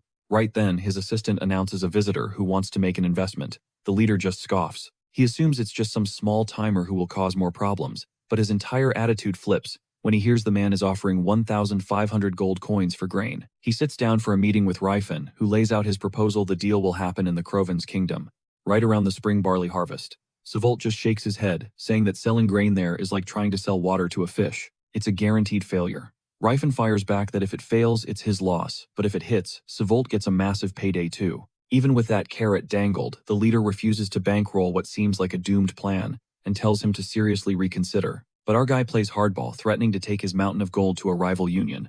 The trader immediately folds. He's not happy though, grumbling that his union is already on thin ice. All he wants is to survive these brutal economic times and maybe even thrive. So he urges Ryfin one last time to pick a safer bet. But Ryfin knows this guy was just as hard-headed in his past life. So of course our iron-willed hero insists it's his money and his call. He's ready to sign the contract on the spot, but not before giving Savolt a cold warning not to skim a single coin for himself. With that clear, Ryfin confirms that the Tauban Trade Union operates a branch in the northern Graham Kingdom. He then asks if there happens to be one near Delphia's legendary Mage Tower. The man explains that he'll have to cut through Delphia to get to their Ronta branch anyway. A sly look crosses Ryfin's face as he asks if the union leader could maybe pull some strings and dig up some info on someone in that region, clearly planning to use this deal to hunt down news about Ryfinhard. Elsewhere, Ceylon is just watching in awe as Cirrus practices with her weapon, her movements impossibly slick. It's almost like she's performing for a crowd. The blade in her hand triggers a flood of memories, her mother's voice telling her of the High Elves, who were once the sacred guardians of the forest, living in pure bliss under the world tree Elfenheim. They were in harmony with every living creature, sustained by the tree's endless bounty until humanity's greed forced them into a miserable existence. Her mother held fast to the belief that their goddess Eldia would one day guide them back to that lost paradise, and she begged Cirrus to never forget the pride of being descended from the great fairy. Then a much harsher memory follows, some bitter old elf woman sneering that at least her pretty face would get her sold to a decent master, so she was expected to act like a perfectly obedient, polite little elf. Instead, Cyrus was pummeled, starved, and ridiculed for her pure-blooded high elf lineage, her own heritage treated like a stain. The thing that pulled her through wasn't some act of kindness, it was the sword. Every adult from her past wielded one, embracing a dignified death in battle, and through the blade, she could faintly picture her parents' proud silhouettes. Those memories have faded over the years, but one truth still smolders deep in her heart, her mother's final command that their precious daughter must never ever forget her pride. After that display, Ceylon is totally blown away by Cyrus's sick moves, but when Cyrus just says she gives it her all, Ceylon groans that it's the same lame line Ryfin used. She starts to wonder if all martial arts nerds are this boring. She tries to show off her own technique, but a crew of sketchy dudes led by some guy named Romad interrupts. He oozes in, claiming they're just taking the elf girl back to her real master, which is apparently him, the shady weirdo. He's dead set on dragging Cyrus off to her supposed owner, but Father Ceylon steps in, demanding to know who they are. Romad sneers, telling them not to bother screaming for help, because they've already taken care of any potential witnesses. Pretty Face fires back, shouting that they aren't selling her. So, what's with the heavy-handed approach? Without warning, a goon lunges at Ceylon, calling him a little pest. But Cyrus is faster, blocking the blade just in the nick of time. Before she launches herself into the mob, dropping them one by one, Romad is just left standing there, completely stunned, unable to process how an elf slave could be this powerful. That's when Pretty Face tells Philonance to introduce these disrespectful punks to their iron mace. In a flash, the Slayer elf saves Ceylon from a fatal stab by Romad, who just laughs, saying no one would even notice if a young pilgrim vanished. Ceylon is livid, but Cyrus steps forward, her voice calm, as she says she'll deal with this. Romad then calls for Talcata, his orc enforcer, telling him it's time to go to work. The massive orc actually apologizes to Cyrus, saying there's nothing personal about this. This is just how things are, so she should probably just give up. Talcata even admits her skills are way beyond the humans he's used to squashing. Romad, the absolute creep, shouts at him not to damage the goods, so the orc switches from punching to grabbing. Cyrus desperately weaves between his heavy-handed attacks, bitterly wishing she hadn't left her scimitar in her room. Romad absolutely loses it, screaming at the orc for being unable to catch one girl, while Talcata just gripes that this means he's missing dinner. Tonight, furious, he charges again, but this time Cyrus meets him head-on and actually throws the massive orc off balance. The moment she stops dodging, the orc panics, afraid he'll actually hurt her, which hilariously creates the exact opening she needs to land a solid blow. Talcata is horrified, thinking he almost turned her into paste, completely missing that Cyrus had been counting on his self-control the entire time. Right then, Father Ceylon calls out, asking if the Slayer elf can dodge, throwing knives. She vaguely remembers doing it once, so he takes her at her word and begins to channel his magic. Romad, completely enraged, flings a dagger straight at Ceylon. Cyrus bats it out of the air, giving the priest the precious seconds he needs to finish his incantation and gleefully smash the villain. A massive explosion erupts, and Ceylon takes off running, shouting that divine power is only effective against demons and the undead, but it's a good distraction for them to escape. Cyrus doesn't even bother to listen. She just snatches him up like he's a grocery bag and makes a flying leap straight through a window. The weirdo orders Talcata to pursue them, but that's when Cerlantis finally takes notice of the clown show, still failing to capture one elf girl. He can't believe Romad is fumbling this hard even with an orc for backup. He's actually impressed watching a supposed elf slayer go toe-to-toe with a veteran orc. The old man decides he's seen enough, launching himself into the air in a single bound. Romad is floored by the jump, instantly realizing this geezer is an aura user. The old man himself looks thrilled, ready to turn this chase into a game of hide-and-seek. Elsewhere, Father Ceylon is trying to convince Cyrus they need to circle back for their equipment. Cyrus bluntly points out that the thugs will be camped out there. Ceylon argues that taking on one or two goons is a better bet than trying to survive with only a single dagger between them. Of course, the Slayer elf just sees a naive kid talking a big game. As if on cue, a thug pokes his head into their hiding spot, only to have his face instantly rearranged by one of Cyrus's lightning-fast kicks. Pretty Boy slides in right after yelling at them to grab their stuff and get out. With no time to change, he casts a quick prayer to hide their presence, totally unaware that a far greater threat is now hunting them. Cerlantis is a master swordsman, one who has achieved the legendary Great Stage and awakened his powerful aura. He already senses their strategy to lay low in the room. Using his aura, the geezer can pinpoint every living soul within 30 meters, as if he has X-ray vision.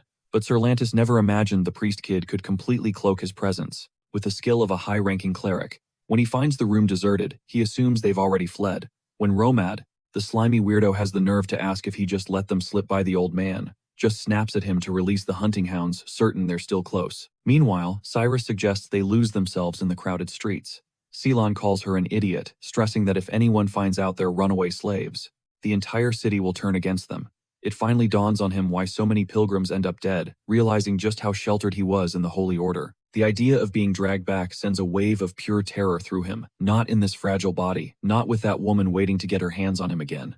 Missing Ryfin with a desperate ache, Ceylon sends a frantic prayer into the cosmos, begging for a miracle at this turning point in his life. You might think two people meeting is just chance, but when the god Philemon has a hand in it, nah, that's pure destiny. Father Ceylon feels kinda weird using a sacred spell meant for matchmaking like this. A moment later, Pretty Face is hyping up Cyrus for her raw power. He admits he's met another Slayer elf, Relcia, but Cyrus is on a whole different level.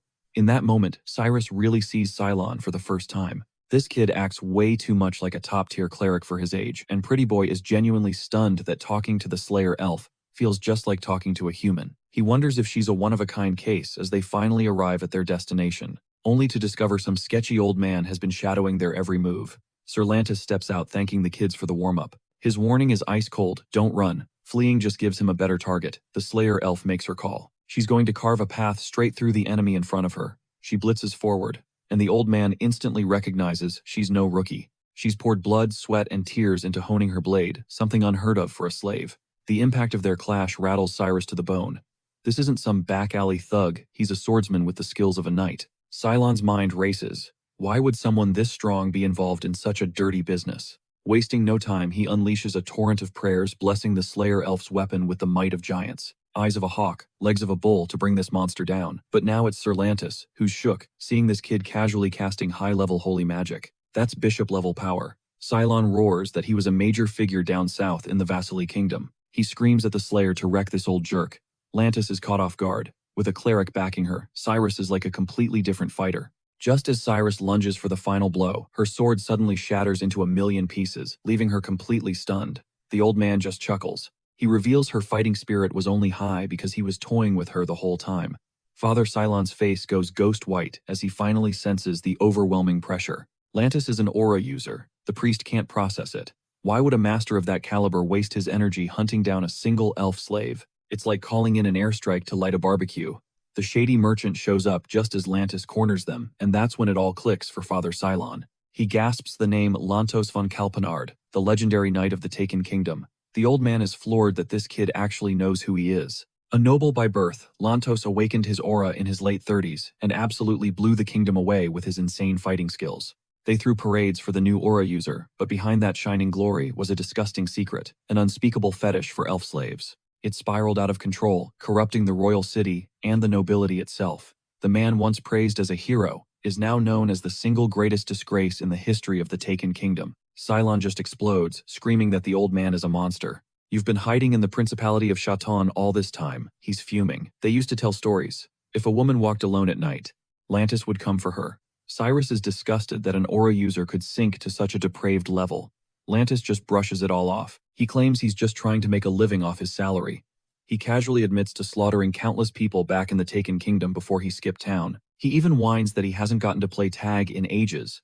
Romad cuts in, arguing that Lantis's psycho reputation doesn't matter when you have the power of an aura user on your side. From the Roll of Fame's perspective, it's a win-win. This vile man handles their dirty work, gets to live out his sick fantasies, and even gets paid for it. With an aura user as their trump card, the Roll of Fame trade union has exploded in power over the last 10 years. They've clawed their way up to become the second largest company in the entire Principality of Shounen. And now Lantis moves to silence Pretty Boy for good. Knowing how dangerous a high-ranking cleric's incantations can be, he lunges for Cylon while Romad screams at him not to damage the elf, or Tarek will be furious. The old man just shrugs it off, saying they can always grab another cleric to patch her up later. He then decides he'll take the good-looking one with them. Romad mutters that the fetish geezer is a total creep, while Cylon yells that he's a man. Lantis just smirks, calling it a novel experience and promising to take very good care of the little one. Pretty Face finally snaps, warning Romad not to lay a single finger on him. Then, to everyone's utter shock, Cylon staggers to his feet. His tendons have been severed, making him look like the world's most beautiful broken zombie. The creeper just growls that they'll have to chop off his limbs. But before he can take a step, a massive explosion blows the entire area apart. A furious voice rips through the settling smoke, and it's Rifen Heath roaring at them for daring to lay their hands on Cyrus. With Rifen's explosive entrance, the entire room freezes. Even Sir Lantis pauses to size him up instantly, realizing this rugged brute is no ordinary young man. The old man can feel a suffocatingly heavy aura just pouring off him. When he asks who this is, Romad, the shady merchant, scoffs that he's just some random dude. The one who bought the elf slave. Lantis can't believe it. His every instinct is screaming that this guy spells danger, and yet this idiot merchant is calling Rifen a random kid. If Lantis, an aura user himself, can't get a read on the guy's power level, then Rifen Heath has to be one too. Rifen completely ignores the crushing tension, simply turning to Father Cylon and thanking him for protecting Cyrus. The old creeper glares at the bold newcomer. Guessing he's in his late 30s, Lantis admits it's been a long time since he's had the chance to fight someone this strong. Rifen just fires back, telling the pervy old geezer to stop pretending he's some noble knight when he's nothing more than filth. The brute is unleashed. A thunderous crash rocks the entire room as Iron Fist plows forward, his fists a relentless storm. The brawl instantly spirals into absolute mayhem. Romad, the sketchy mastermind, starts to freak out, screaming at his goons that they'll be vaporized if they get caught in that whirlwind. While Rifen has the creep on lockdown, Cyrus quietly slides up to the healer, asking if her master is for real an aura user. Salon just lets out a heavy sigh, hitting her with a classic, "I told you so."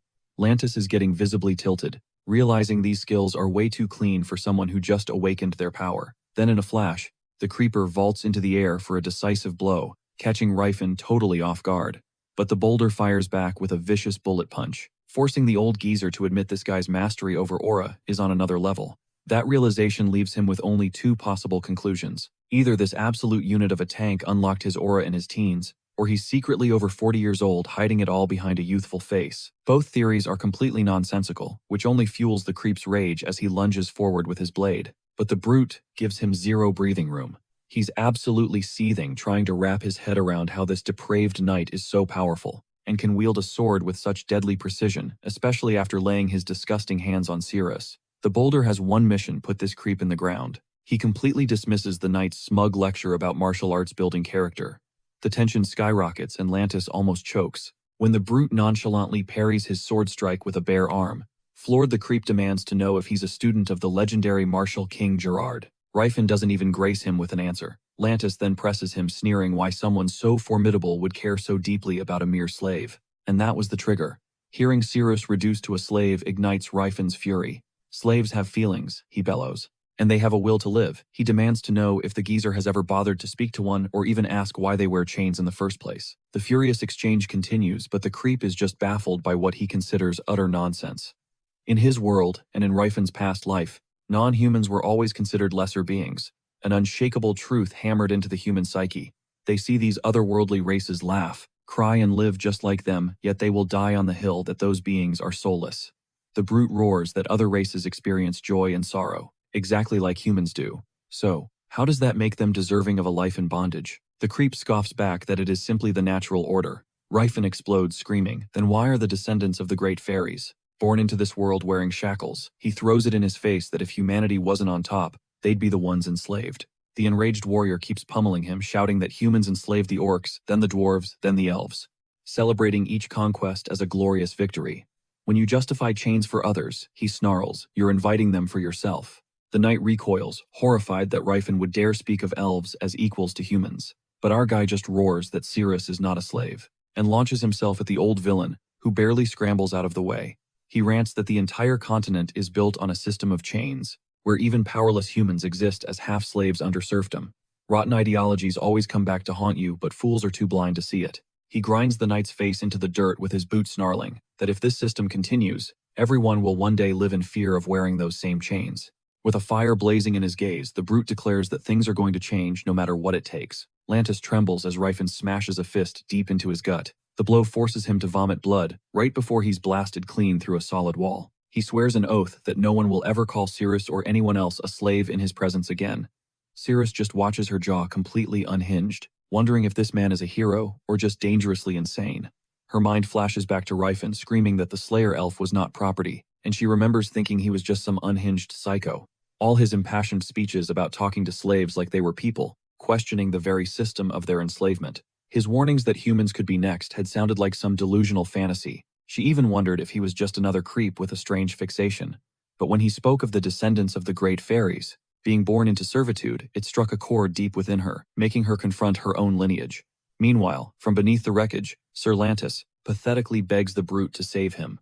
Ryfin just sneers, and why would I ever rescue a piece of garbage like you? The perverted knight swears on his blade that he will atone, promising to dedicate his life to good deeds. His expression is dead serious. But Ryfin isn't buying a word of it. He spits, declaring his hatred for the Seer Holy Order, where filth like him commit endless sins, only to have them conveniently washed away at the temple. The brute says if this creep is serious about repentance, he needs to turn himself in, instead of seeking a spiritual get-out-of-jail-free card. Lantis immediately vows to surrender, saying he won't stain Ryfin's hands any further. Our guy claps back that his hands are already stained with the blood of scum.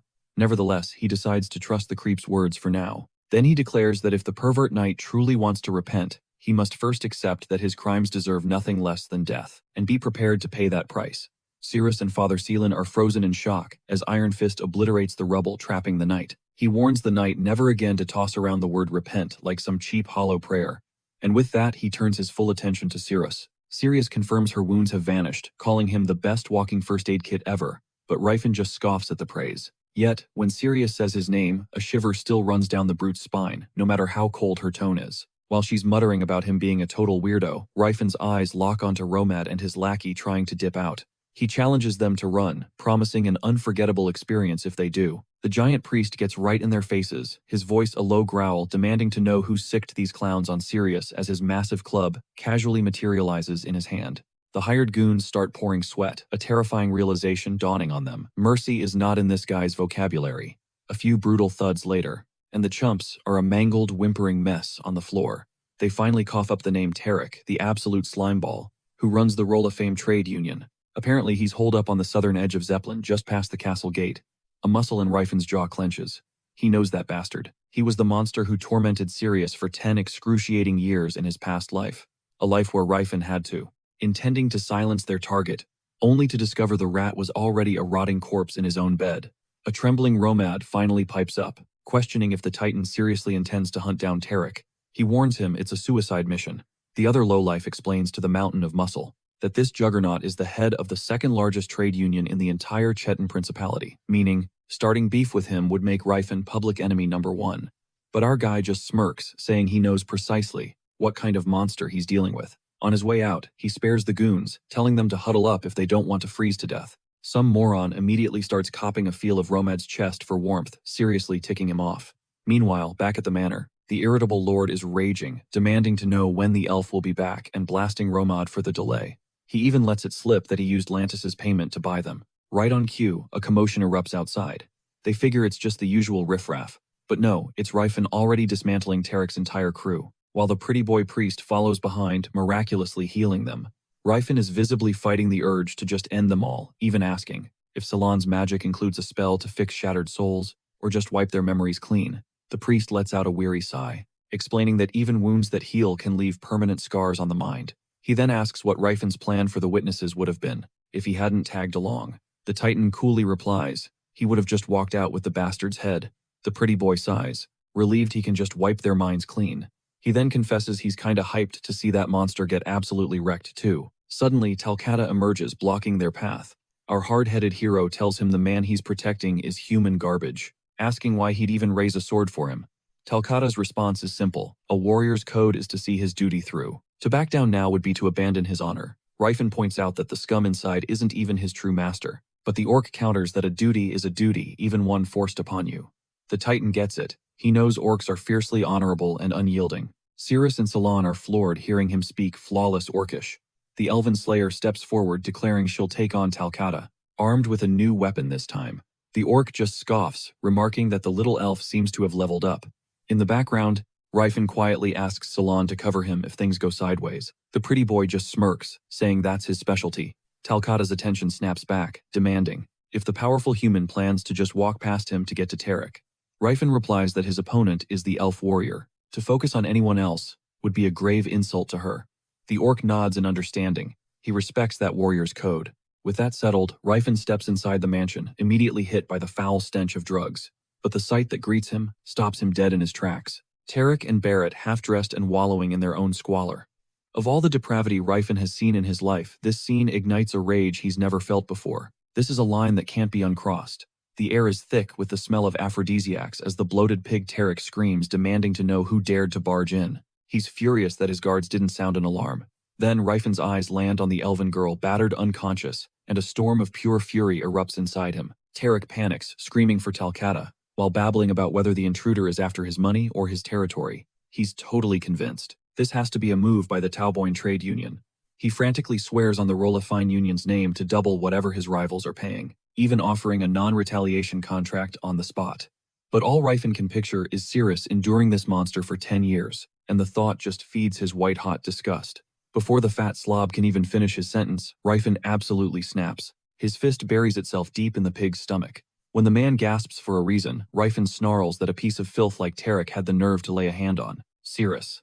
The coward completely falls apart, sobbing that he has no idea who she is, but our guy shows zero mercy. He systematically breaks the hands that violated her, and the legs that kicked her, his rage so intense he can't even speak about the other atrocities. Barrett watches completely horrified, calling it an injustice.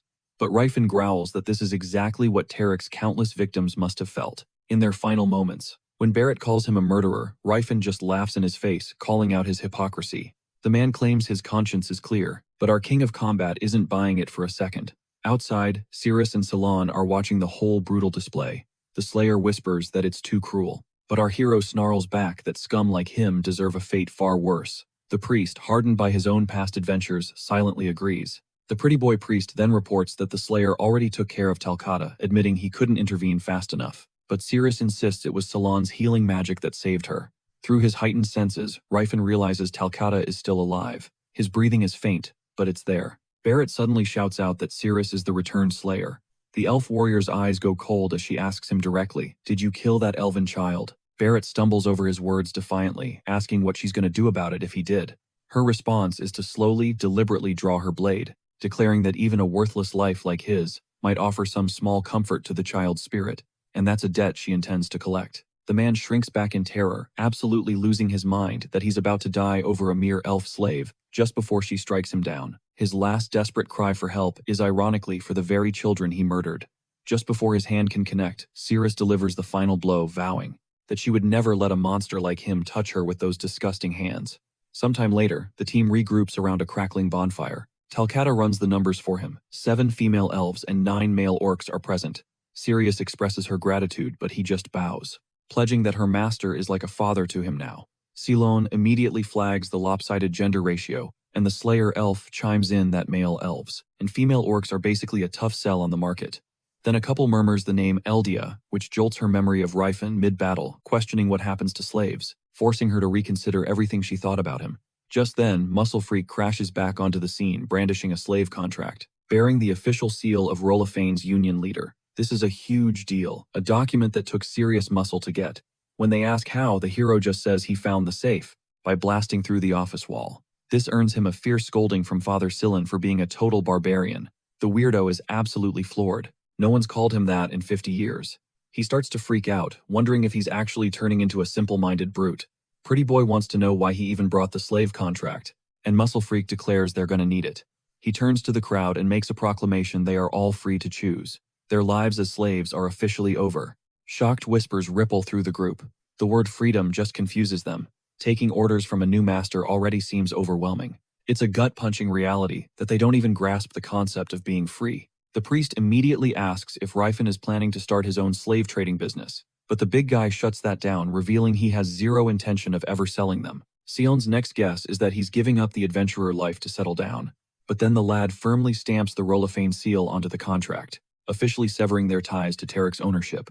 He knows this is just a formality, a necessary step to give them a safe harbor. After all, just dumping them on the street with no home and no strength would be nothing but an ego trip for him. Throwing them into the world completely unprepared would be a death sentence. Muscle Freak decides what they need first and foremost is an education. Later, over at Taubon's headquarters, Savolt is absolutely bug-eyed when he hears Rifen brought in the union leader Tarek's entire slave stock. He demands to know how they were acquired. Hardhead just cryptically tells him he'll figure it out soon enough. For now, he needs Savolt to stash them somewhere off the books. He drops a heavy hint by tomorrow morning the truth will come out, and Savolt will be the only one in the know. If word gets out, he'll be the prime suspect. Savolt, used to these kinds of high-stakes threats, agrees to hear him out.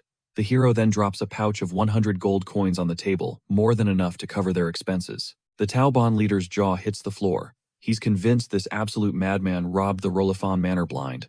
But hey, money is money, so he accepts, and says he's got a spot on the outskirts of Zeppelin where they'll never be found. Our guy lays down one critical rule. No one is to touch them or treat them like property. No one but him. Savolt smirks, joking that owners can get a little possessive, but he thinks the payment is way over the top.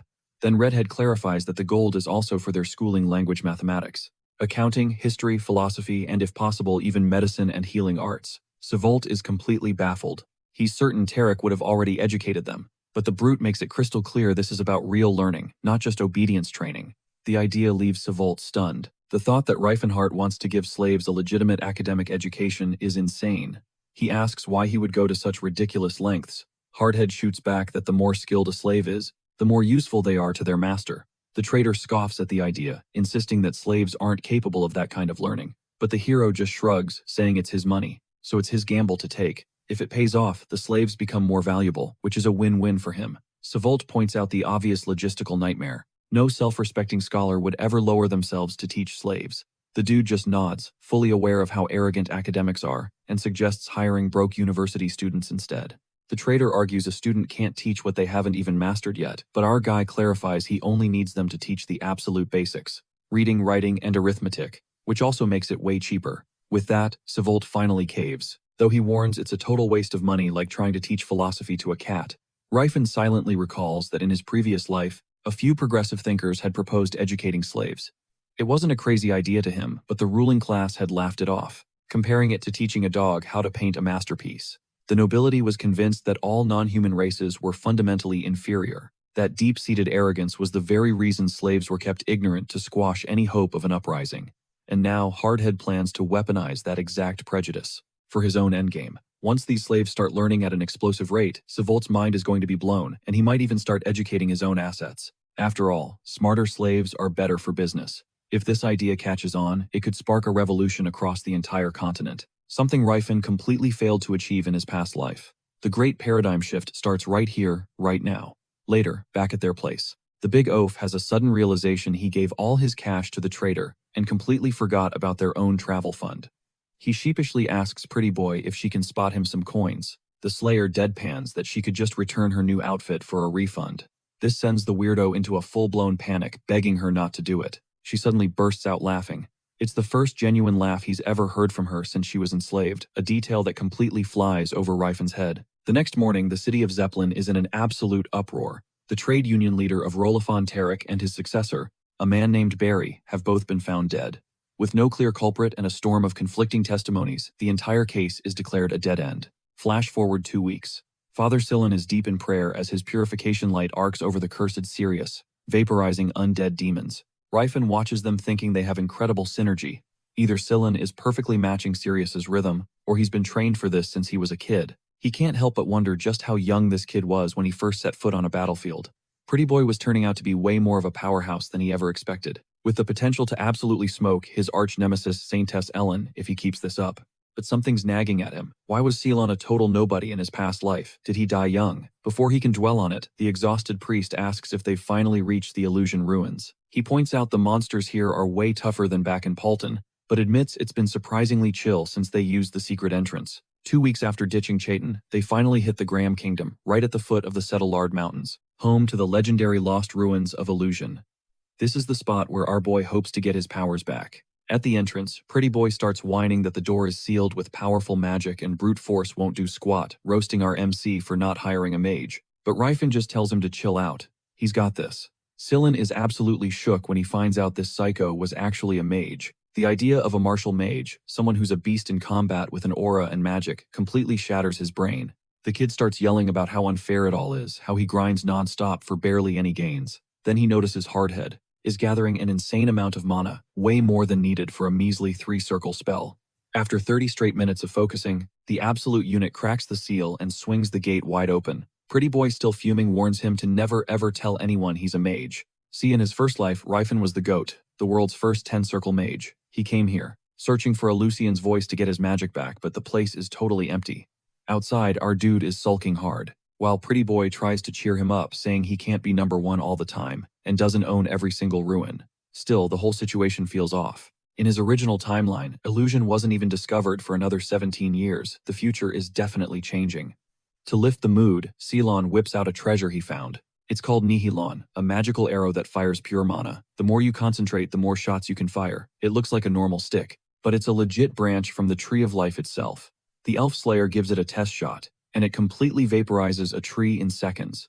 Even disguised as a twig, this thing is a serious bow. When he asks for her expert opinion, she just calls it a great weapon. Rifen's mind is racing. How did Pretty Boy know it was special? He remembers it as Cyrus's main weapon in the past. Killian just claims he'd heard rumors, and says there are plenty of other ruins out there, so the weirdo shouldn't be so bummed out. But Rifen knows nothing can replace Aleutian's voice, the one and only artifact that could restore his full power. When they finally drag themselves into Galen Village, Pretty Boy is ecstatic to eat food that someone else cooked for a change. Later, at the feast, the chef is beaming while patrons rave about her skills. She mentions that just a week ago, some uppity noble knights were acting like food critics trashing her cooking. She overheard them talking about hitting up some nearby ruins, and young lad's ears perk right up. The woman explains that a viscount named Kelberin arrived with an entire exploration party a week back, though most of them seemed to outrank him by a mile. There was even a knight decked out in solid gold armor shining like the sun, but she says he was actually super kind. The moment he hears golden armor and sword, Rifen knows. It can only be the legendary Golden Knight. from the Count Tennis family of the Graham Kingdom. In another part of town, a man is praising Yusus for wiping out all the monsters in the ruins. He declares it's exactly the kind of feat you'd expect from the Golden Knight of Graham. Count Kelberin chimes in, saying it was an honor to witness his power. Yusu's Tennis, the Knight Commander of the Tennis family, just reminds him that 1/3 of all the treasure will go to Kelberin just as they agreed. That night, Kelberin boasts that the real prize was getting to fight alongside a legend like Yusu's Tennis. He says he couldn't care less about the artifacts. Yusus could keep every last one. The fancy lord figures he's already rich enough, and making friends with Sir Yusus is way more valuable. That's when Stoneface cuts in asking what Kelberin did with the adamantite and orichalcum. Kelberin just laughs, saying he told the land puppies he was going to forge some weapons. Stoneface Blondie, impressed by the Kelberin family's reputation in mining, sips his wine and guesses they have plenty of master dwarf blacksmiths. Flattered, the Viscount tries to introduce his daughters to the Golden Knight, completely ignoring the fact that Yusus is a married man. Yusus politely shuts him down. But when the Viscount casually brings up a younger sibling, Stoneface shatters his glass, his eyes blazing with fury. He growls that he has no sibling, plunging the room into a dead silence as the Viscount stammers out a pathetic apology. Just then, total chaos erupts outside, and a man comes barreling into the room. The Viscount demands a status report. The messenger screams that a demon just clawed its way out of one of the relics. It's Sephiroth, and it's right outside their door. The horrifying beast is tearing through soldiers and civilians like they're paper. But Yusus he remains perfectly calm. He just wonders aloud if a summoning artifact got mixed in with the haul. Then he curses someone under his breath, calling them a stupid jerk. A veteran warrior starts barking orders, yelling for civilians to evacuate mages to the rear and knights to form a shield wall. The mages bombard Sephiroth with ice spells, trapping it in a prison of ice as the warrior orders his men to bind its legs and hold the line until the commander arrives. But then he freezes in horror as some kid named Russ is already charging the demon head-on, shouting that no foe can stand before the Tennis family's sword. The cocky brat manages to slash its face, but Sephiroth just backhands him into a wall before crushing the old warrior, who called him an idiot. Russ hits the dirt, his head split open and gushing blood. His brother's hushed words are cut short when Sir Euseus strides in ordering Sir Lot to forget these clowns and act like a knight. Euseus then levels an icy stare at Russ, and sneers asking what gives his brother the right. He warns him that the legendary knights of tennis aren't bred from back-alley mutts, words that land like a punch to Russ's gut. The Golden Knight then pivots toward Sephiroth, a demonic beast that no non-aura user could ever hope to challenge, and roars for Eldred to awaken. A blinding golden light erupts from his armor until he's gleaming from head to toe, ready to throw down with the otherworldly monster. In another part of town, Father Silent is hyping up Graham's famous Golden Knight, Sir Yusus, to Iron Fist Ryfin. He's completely shook when the mountain-raised slab of muscle admits he's never even heard the name. Pretty Boy chimes in that Yusus is one of the continent's most cracked magic swordsmen, able to go toe-to-toe with any aura user. Even Ciri's heard of him. Out of nowhere, Ryfin asks if Ciri likes her new PJs, and she just nods. Salon counters that. If Yusus's power just comes from a magic item, then comparing him to an actual aura user is a whole different ballgame.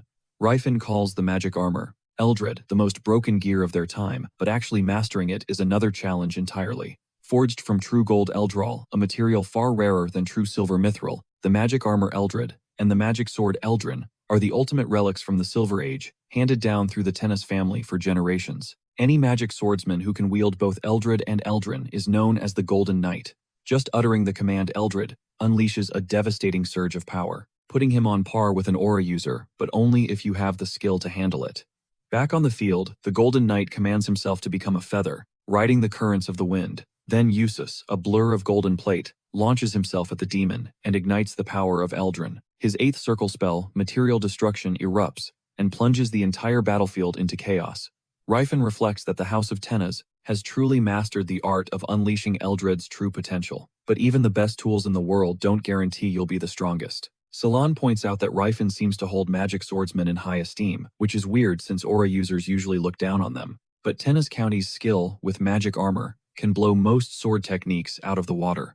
On the battlefield, the Golden Knight boasts that his blade will pierce the eye of death itself, channeling the power of Leopard's Cry and Dragon's Senses. Salon recalls hearing that the Tennis family's original sword arts were lost, so they pivoted to relying on relics, a move their family now considers their greatest strength. Pretty Boy argues it makes sense. You can train your whole life and never awaken an aura, but with their relic, a Golden Knight is born. In every single generation.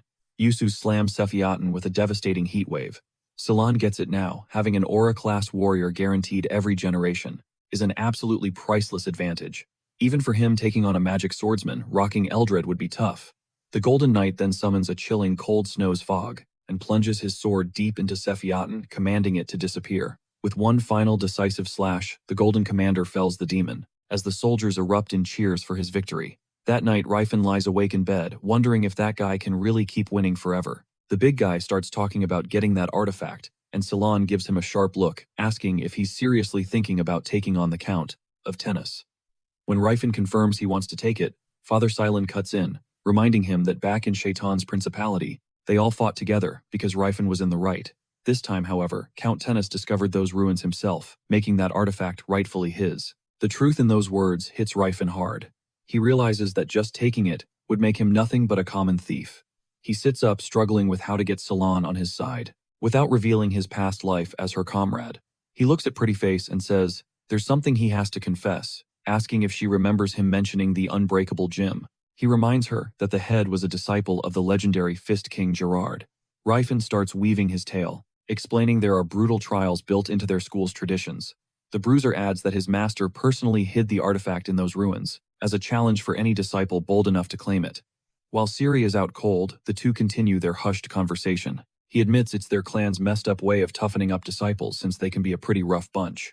Salon listens intently as Rifen clarifies that his master Gerard explored the illusion ruins long ago, but left the Silver Age artifacts untouched. Hardhead claims that the items discovered back then were always intended as prizes for the students. There's no way he would have even recognized the artifact Nile if he hadn't already known about it. Seelan nods, admitting that it all lines up. No random explorer could possibly know those kinds of details if the ruins were truly undiscovered. And just like that, Pretty Boy is completely sold on the story. Deep down, Rifen is battling a wave of guilt for twisting the truth. But it wasn't a complete fabrication. He would never in a million years steal something that belonged to someone else, no matter how OP those Silver Age relics are. Rifen wipes away a bead of sweat, fighting to keep his expression neutral, because he knows he has to get that artifact no matter the cost. Over by the manor, Sir Lot is gushing over Sir Eustace for annihilating the demon Sephiroth, saying it never even had a prayer against the legendary Golden Knight. The stone-faced blonde just tells everyone to clean up the mess, and leaves the details to Sir Lot. Before walking away, Eustace warns that a swordsman, who only knows a basic downward strike, has no right to call himself a knight of tennis. Russ, still kneeling in the dirt, quietly vows that he is a swordsman of tennis, no matter what Eustace or anyone else says. The very next morning finds Russ grinding hard on the training grounds. When a pair of soldiers swagger over, one demands to know what that little stunt yesterday was all about. Russ just calmly states his goal was to eliminate the demon. The other guy scoffs, asking if he was following orders or if he's just too stupid to understand the command to wait for the captain. Russ just gives them a look that could cut steel, and declares himself a swordsman of Tenace, daring them to a duel if they have an issue with it. The two just sneer, calling him a filthy mongrel before walking away. Russ gets back to his drills, his blade carving a flawless downward path through the air. His timing is so impeccable that the movement itself seems to disappear between start and finish. Any master would be in awe of that single strike. But outside of that one downward slash and its unique breathing method, the rest of his swordplay is an absolute train wreck. The House of Tenace had its legendary swordsmanship wiped from existence ages ago, even though as a noble line of knights, they once commanded their own signature techniques. Russ, unfortunately, never got to learn them. A painful memory flashes through his mind, as he remembers his father teaching him only the absolute basics before the vassals stepped in, declaring that bastards were unworthy of proper training. In the end, his father could only pass down one thing, a fragment of their family's once great sword art, the one true path to awakening one's aura. Convinced that little Russ could be the one to revive that immense power, his father placed all his hopes in him. Russ refuses to let that dream die. The Tenny's blade, once a source of incredible strength, now exists only in that single downward slash, a crude move to outsiders, but everything to him. The Golden Knight Sir Eustace watches Russ practice completely. Sure, the kid will never amount to anything with just a single downward cut. The rest of their sword style is lost to history.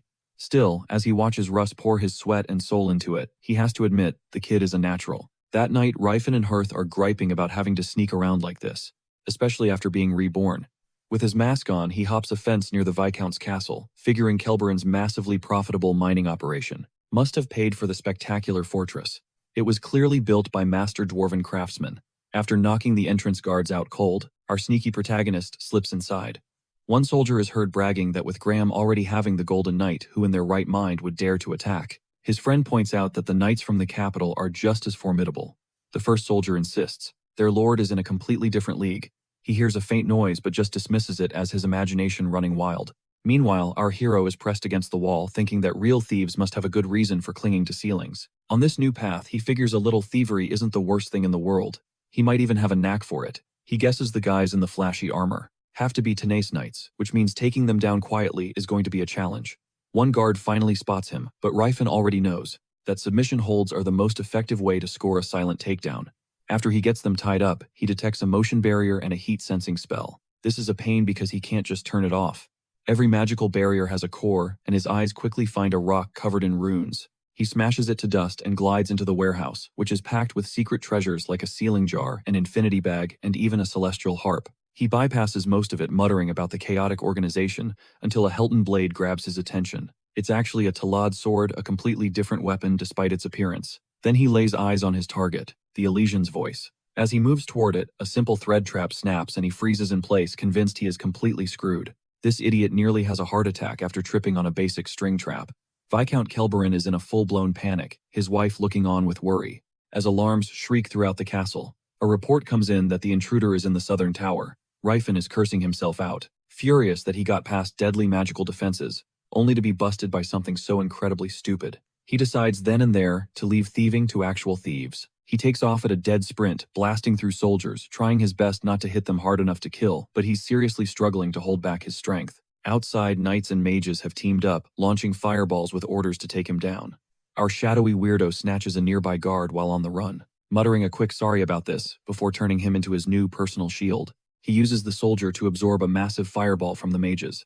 The poor guy gets fried instantly while the squad screams about what an evil monster he is. The dude just shrugs it off, figuring the soldier's armor was blessed anyway. Then a knight unleashes a volley of arrows, which he parries only to see the superheated metal melt and form chains around him. He realizes they're trying to restrain him, not just kill him, and has to admit, they're pretty good. Someone yells for Surgar to move in, and for Jode to cast Flame Arc. Rifen knows he's in serious trouble, if even the rank-and-file knights can throw around magic that powerful. Then from out of nowhere, Russ tosses his shield aside and launches himself forward, ready to give this masked jerk a lethal taste of a tenace sword. Sir Lot is screaming for him to fall back, but Rifen has no clue who this lunatic even is.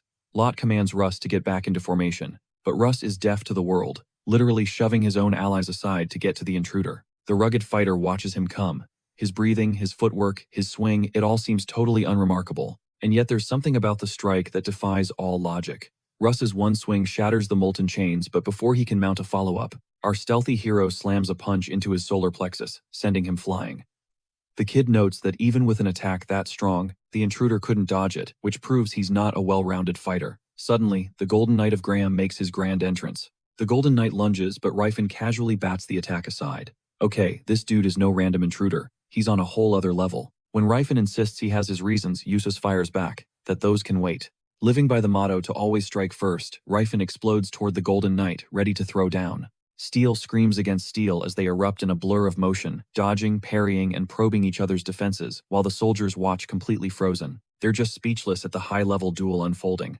Rifen knows he messed up a totally suicidal move, but the Golden Knight realizes his own strategy is completely falling apart. A torrent of energy surges around the golden-haired knight as his howling shadow technique powers up, and he bellows that he will become the roaring shadow of the abyss. But the Golden Knight is left absolutely floored when Rifen just deflects the howling shadow, flexing an insane mastery of magic. Rifen smugly admits he knows pretty much every spell in the book, effortlessly weaving through Eustace's attacks until a powerful blow lands with enough force to rattle his entire suit of armor. Summoning arrows of wind and roaring flames, he invokes the name of Eldril, commanding it to unleash its full, devastating power. A colossal fireball barrels right toward him, and Rifen has a terrifying thought. Oh crap, this is how I die. The world whites out in a massive explosion, and as the dust finally settles, Rifen is shook by the sheer destruction. Turns out the Golden Boy can dish out some serious high-tier magic too.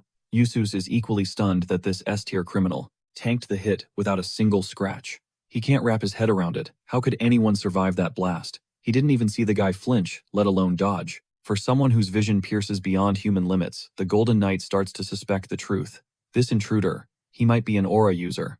He follows up with a corrosive acid mist, but Rifen just nonchalantly blows it away with a blast of wind before rushing straight at Eustace. He slams a devastating punch into his gut before the knight can even blink. And with that one blow, Eustace's suspicion is confirmed. This guy is 100% an aura user. Rifen unleashes a furious barrage of punches, but the Golden Knight parries every single one with his blade, realizing he completely underestimated this man's power. His entire strategy shifts. Now that he knows he's up against an aura user, the game has changed. He roars that the legendary sword of Themis is more than a match for any aura, but Rifen just grinds his teeth in frustration, as if aura users weren't already a massive pain. This guy had to be a magic spammer too. The epic clash pulls in every eye, and Yusus declares that it's all starting to add up. Of course, someone powerful enough to be an aura user would have the guts to attempt to heist this insane. Rifen, meanwhile, is floored. How did the Golden Knight figure it out? He's been deliberately hiding Jim Unbreakable's signature golden aura because it's way too extra. And he's not about to reveal his hand just because this blonde knight got suspicious. Yusus, on the other hand, finds the whole situation sketchy. Why would someone with this much power be hiding it? He comes to a conclusion: this guy must be a total noob. He must have just awakened his aura recently, meaning he's no real threat. Convinced of this, Yusus calls on Eldril, asking for the power to obliterate his foe completely. Rifen feels the air crackle with danger as the light of Eldril gathers to swallow him whole. Then he spots a familiar golden sheen and sends a silent prayer of thanks to the heavens that his opponent is the Golden Knight. As the blinding attack descends, Rifen digs his heels in, throwing up a spiral guard to defend. He takes the blast head on. A brilliant golden flash detonates, and when the smoke clears, Sir Yusus is absolutely speechless. The invader blocked the light of Eldril. Again. Rifen's spiral guard was a split second too slow though, and he feels a sharp sting from the impact. Without a second to waste, Rifen vaults off the roof and vanishes into thin air. Yusus moves to give chase, but Sir Lot's voice cuts through, demanding to know what he's doing. The commander barks orders for Lot to check the relic chamber for missing items, and form a search party, declaring there's no way this intruder is getting away. When Lot asks if the target is dead, the Golden Knight just scoffs. An attack like that, it wouldn't even scratch a guy like him. Elsewhere, Cyrus violently shakes Cylon awake, screaming that she has a terrible feeling about Rifen. At that exact moment, our hero is sinking deep into cold, dark water. By morning, Cyrus is parkouring across the rooftops, dragging a dazed Cylon behind her, as the whole town shouts about a thief on the loose. Cylon whines that being dragged around like a sack of potatoes is seriously killing his vibe. Their luck runs out when a citizen points a knight right in their direction. In seconds, every knight in the city has their eyes locked on Cyrus, as cries echo out that the girl is cornered, with nowhere left to run. Right on cue, the Slayer unleashes her power, Nihil sending the knights flying like bowling pins. The Golden Knight hears the commotion and demands a status report from Sir Lot, who explains these aren't your average street thugs. That's all Yusus needs to hear, as he draws his sword ready to step in personally. Meanwhile, Cyrus yells for Cylon, who seems more than ready for his Slayer-powered piggyback ride. He even jokes about when Rifen is finally going to teach him how to get ripped. In a blur, she sidesteps Yusus's Blade of the Wind, and her eyes go wide. She knows him instantly, the Golden Knight of Graham. He's shocked. He once gave a rare sword to an elf. On top of that, a high-ranking priest is with them, proving to Sir Yusus these are no common thieves. Cylon can't believe that moron actually got caught. Suddenly, the Golden Knight swoops in, tossing Cyrus aside as the situation starts to get real. And just like that, Cyrus finds herself squaring off against the ferocious Golden Knight, a matchup she never ever saw coming. Rifen's eyes flutter open. He feels like he's been hit by a truck, and he has no clue where he is. The guy knows it was a monumentally stupid move, to fight a dude in the world's strongest armor while handicapped by a bandaged-up shackle. Still, at least he managed to swipe Lucian's orb. But seriously, where the heck is he? Just then, an old dwarf named Hethos appears, asking if he's alright, and more importantly, if he can eat. Even though every muscle screams at him, Rifan forces himself up, insisting he's fine, so Hethos has Miss Tilla whip up some barley porridge. In walks Tilla of the Steel Hammer tribe. She might look like a kid, but don't get it twisted, she's a full-grown dwarven warrior. She places the bowl down, and our muscle-bound hero is immediately suspicious. Dwarves being this friendly with a human, that almost never happens. His doubts are basically confirmed when an elder enters the room, introducing himself as Gelfid and Alpath, priest from the Delphistone clan. He's thrilled to see their so-called savior is finally awake. Gelfid then drops a bombshell 6 years ago.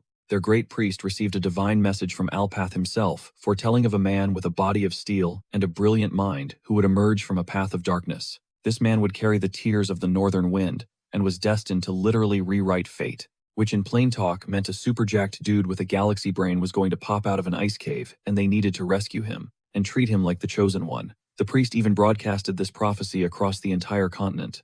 Gelfid has spent every single winter waiting for this hero to appear. All Rifan can do is let out a nervous laugh, realizing that Alpath totally came in clutch for him. See, Alpath is the dwarves' god, and he occasionally drops these divine DMs on his followers. 6 years ago, at the exact moment Rifan regressed, the god sent this message out. Apparently this deity has one-day shipping. Rifan can't believe Alpath has his back again, especially after he fumbled so badly the first time. He's beyond grateful for this second shot, silently vowing he won't screw it up this time. When asked, Gelfide declares that Alpath never makes mistakes, so everything they've done was for their savior. Miss Tilla then points out how insanely fast Rifan is healing, and our hero gives all the credit to the little warrior. She blushes, saying all she did was make some porridge. He just grins, confident that a good meal is the ultimate recovery hack. The pint-sized powerhouse then asks if she should get Priest Gelfide, who had something to discuss. Rifan, however, insists on finding the priest himself. Tilla is not having it, and basically becomes his personal crutch, which totally weirds him out as this tiny warrior leads the way. The Steelhammer tribe are mountain dwarves, enslaved under the Kelberin Viscounty, yet they've fiercely held onto their faith and traditions, unlike the orcs or elves. Dwarves are only ever enslaved for their insane technical skills that humans can't even touch. It's said they can hear the earth itself whisper, guiding them to rich mineral veins. They're sold in family units, a cruel tactic to keep them effective, and their culture intact, priests included. This is how they've become the secret architects of empires, the only ones who truly understand how society is built. Tilla tells him there are 60 of them, all considered property of Viscount Kelbern, with most of the men slaving away in the Settlard mountain mines. To prevent any uprisings, the humans hold their families hostage. The news hits Rifan hard, and he quietly apologizes for asking. Just then, Gelfide approaches to greet their savior, but Rifan immediately thanks them for nursing him back to health, and tells the old dwarf to just call him Rifan. The priest admits he doesn't fully understand why Rifan is the chosen one, only that he clearly doesn't view dwarves as slaves. He's always treated them as equals for sure, but changing the destiny of an entire species is a whole other level of epic. Gelfide still has no clue why Alpath chose a human, but they are clinging to the Oracle's promise with everything they have. They believe against all odds that this man is their salvation. For the time being, Rifan figures his best move is to cooperate. The old dwarf studies him with an unnerving look, as if he already knows Rifan is their destined hero. Shaking it off, the big guy asks what Gelfide wanted to talk about. The priest reveals that the great priest, Michelin Alpath's high priest, and the literal pillar of all dwarven kind wishes to see him. A slight smile plays on Riefenhardt's lips. He knows Michelin was already the high priest 30 years ago. Gelfide seems worried that the hulking man might dismiss this as crazy talk since humans are deaf to the sound of truth. He's relieved when the Man of Steel just remains cool and receptive. In his past life, the Antares Empire fell to ruin. Terrified it could happen again, he thinks, meeting the wise Michelin might be the key to forging a better plan. Gelfide explains, Michelin is at the Grand Forge, Alpath's great temple, a sacred place known to only a handful of dwarves. They'll need a guide, and Miss Tilla, the last of her tribe with a warrior's blood, is ready to take him there. Gelfide can't help but notice how this mysterious man seems to already know so much. He can practically hear Rifan's thoughts, catching the vibe that this guy already knew about their high priest and the Grand Forge. The old dwarf sighs, noting that most humans avoid dwarves who can hear the sound of truth. When Rifan casually admits he knew that too, Gelfide's curiosity hits a fever pitch. He presses him, asking just how much he knows. But this titan of a man just apologizes, saying it's too early to spill the beans. Suddenly, Hethos crashes into the room in a full-blown panic, asking if Rifan has companions, a young boy and an elf. He reports that they've been captured and tossed into Viscount Kelbern's castle. Cut to the fortress where Golden Boy is absolutely raging, demanding everyone hunt for the thief at all costs. Eustace orders his men to ditch their honor and use any torture necessary to make them talk. The Golden Knight is stunned, looking at a mere elf, who is somehow wielding an advanced magic sword, a weapon reserved for a knight captain or higher. On top of that, there's a villainous priest, who's packing enough divine power to go toe-to-toe with an archbishop. Desperate to uncover their secrets, he commands a pair of twisted individuals to handle the interrogation. Hurt them or end them. Barras and Lento are totally lost on what to do with the captives. But an order is an order, so they clench their jaws and prepare to get it done. Barras cracks his knuckles, stepping up for the first round of interrogation, and Lento just shrugs it off. 30 minutes later, they're both getting an earful from Father Cheon. He's dropping some serious intel, explaining how Rifan's martial clan is built different on a whole other level of intense. Then he hits them with the legendary name Jim Unbreakable, the undisputed martial king of Gerard's clan, an absolute titan. He breaks down their savage training regimen while the two goons just sit there unable to get a single word in. Salon stresses that this is just their standard training, a warm-up that no normal human could possibly survive. Prettyface isn't buying it, his expression hardening. He argues that there's no way those warriors endured something so savage. He starts ranting about their last exam being a total setup. Their mission was to recover a relic. But plot twist, the Tanny's household was already holding it. Ceylon then reveals just how brutally the clan deals with failure. The skinny prisoner suddenly spills everything, revealing that Ryfin decided to jack the relic anyway because it was originally Jim Unbreakable's property. He explains that the Martial King never imagined the Tanny's family would actually find the relic, and their innocence is obvious, since the ancient ruins are a total mystery to everyone. The priest adds that he only got involved after our boy's story started making perfect sense. Barras is just shell-shocked watching their prisoner sing like a canary, without them even laying a finger on him. Eventually, the priest's mouth goes dry from all the talking, and he practically dives for the water Ceylon offers. Barras can only think, dude, are you supposed to be telling us all this? He's seriously questioning if this priest is being a very good friend right now. But the scrawny guy insists it's no big secret. Barras is still sweating though. If the world found out the Martial King's chosen successor was a thief, his entire reputation would be torched. Father Cheon just scoffs, pointing out that, if Ryfin gave a damn about his reputation, he never would have attempted such a high-stakes heist in the first place. This gets Barras thinking, and he asks if they have any idea where the relic is now. Ceylon admits they were just the cleanup crew waiting for the signal. Barras completely freaks out, demanding a way to get in contact with them. Dollface, however, calmly points out that no real aura user would ever fail at something as basic as a simple theft. Barras hates to admit it, but he knows the kid has a point. Meanwhile, the other weirdo is left wondering if every interrogation is this bizarrely chill. But as soon as the talking stops, everyone feels it, something is seriously wrong. Over in the woods, Miss Tila is amazed at how quickly the redhead tracked a deer. Ryfin just shrugs, saying it's a simple trick for any aura user. He explains you just have to expand your senses and lock onto the trail, a skill that any professional hunter would kill for. He asks if they're still inside Kelberin territory, where hunting is strictly forbidden. Tila just rolls her eyes, completely unbothered by such petty rules. Her attitude flips a switch in Ryfin's head. He realizes he can't let himself be tied down by trivial laws if his ultimate goal is to free the otherworldly species. So what if it's technically illegal? All that matters now is recovering his strength and fast. He takes one bite of the roasted meat and… Tila's jaw drops. His muscles are pulsing with a golden aura. She wonders if he's actively healing. Ryfin tests his power, whipping a punch through the air, which unleashes a shockwave that nearly knocks her off her feet. A confident grin spreads across his face as he declares, "I'm back at 100%. Back at the manor, Yusu's Tanis, Graham's legendary golden knight, stares out a window, absolutely certain it was no mere coincidence that the rugged stranger went after that one relic above all others. His mind flashes back to a meeting from 1 month ago, when a mysterious man approached him. The man revealed the sigil of the Sage of Silver, a test to see if Yusus was truly the heir to the Tanny's legacy. That was the very day Yusus had been named successor. His father had then revealed a deep family secret, their connection to an ancient order called the Sage of Silver. These sages were beings of immense power capable of toppling entire nations. Their wisdom and technology were light years beyond anything in the modern world. They operate in the shadows, revealing themselves only when humanity itself is on the brink of collapse. Among their ranks, a king is considered nothing more than a mid-level agent. Yusus remembered bowing as the Sage of Silver handed him a scroll, entrusting the exploration of the Illusion ruins to the Tanis household.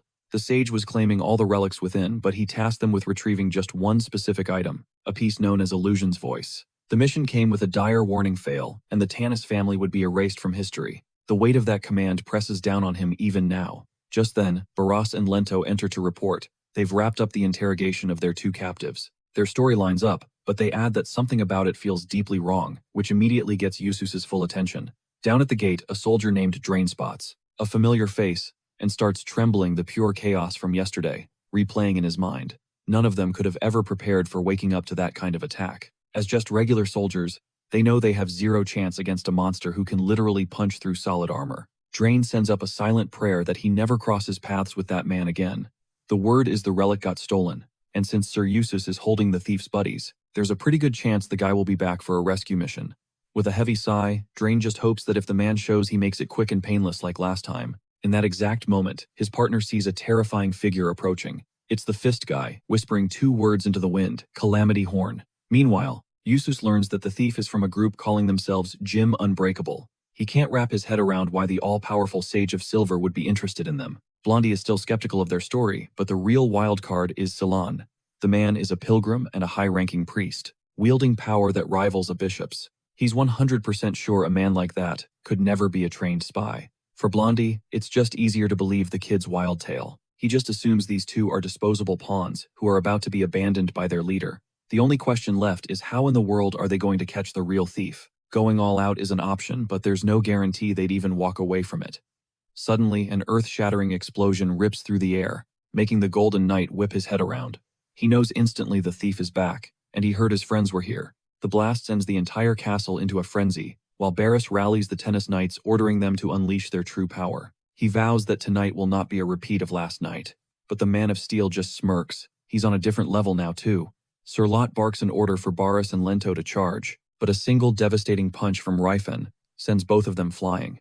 The absolute tank of a man calmly explains that shields are basically useless against aura attacks, and it's obvious these knights have never fought an aura user in their lives. Out of nowhere, the mages deploy their so-called priest's protection, screaming curses at the thief for decking Barris and Lento. But this brick wall of a man just stomps his foot once, and the resulting shockwave sends the mages tumbling through the air. They launch a volley of ice flame arrows and a lightning storm, but Rifen drops them all, with a barrage of rapid-fire aura bullets. As they're sent flying, they scream obscenities at him. He just figures that if they're supposedly skilled mages, they can handle a little roughhousing, though he admits he expected one or two of them to put up a better fight. His next targets are the priests, who start yelling for him to fight like an honorable aura user, instead of resorting to such cowardly moves. Rifen can't believe the nerve of these clowns trying to jump him while preaching about honor. The soldiers can only watch in horror as he effortlessly chokes out priests and snatches Father Lauren, who begs for his life, babbling that some priests get stronger when injured. So Rifen just knocks them out clean instead. With Father Smard next on his list, the remaining soldiers scramble to swarm the unstoppable thief. They're floored by how much more powerful he is today. This is the untamed raw energy of a true aura master. Suddenly, Sir Lot spots their resident loose cannon. Russ just standing on the field and absolutely loses it, demanding to know what he's doing. He rages at the fool for always recklessly charging into battle, when he's told to hold back, yet now he's just chilling. Sir Lot, utterly disgusted with the bastard, decides he's disowning him the second they get home. But Russ is frozen in place, completely awestruck by the aura flowing from Rifen, like a brilliant river of light controlling and amplifying his power at will. For the first time in his life, he can clearly read the thief's flow of energy and predict his movements, a skill no one ever taught him. He understands now. The man's breathing, his energy control. It belongs to someone who has reached the absolute zenith of martial arts. His mind is completely blown. Russ suddenly sees exactly how he's supposed to move in a fight of this caliber, stunned by the thief's flawless technique. While the iron-fisted warrior continues to tear through the soldiers, Rifen finally spots the main event commander Sir Eustace wielding his legendary Eldrad. The Golden Boy yells out, demanding to know what he's done to his knights. Rifen just shoots him a wicked grin and starts trolling the stone-faced blonde. He calls him out, asking why he's pretending he just arrived, when he was obviously spectating from behind the wall. The accusation makes Eustace clench his teeth in fury. He's seething, wondering how this guy could have possibly known. With a cocky smirk, our guy explains that the magic armor might grant Yusu's aura-level power, but it doesn't give him aura-level senses. He deduces that Yusu's wanted to gauge his strength, but using his own men as cannon fodder is a seriously messed up move. It totally trashes the fair and just image of the Golden Knight that everyone talks about. As Yusus grinds his teeth, the soldiers nervously insist their commander would never do something so dishonorable. The brawler points out that there's no other explanation for a high and mighty knight showing up this late. He could have gotten here way faster, even if he'd been taking a shower. Yusu's practically glowing with rage, claims he just overslept, but Rifen is not buying that lame excuse for a second. No one could sleep through a wall being demolished. He even mocks him, asking if he's some kind of sleeping beauty. That is the last straw. Yusus ignites his Eldrad, vowing to make the thief pay for staining the honor of tennis, as he transforms into the radiant Golden Knight. The junior king of Fist braces himself. The real fight is about to begin. In a blinding flash, Yusus lunges at the muscle-bound freak, channeling the flow of purity into his blade.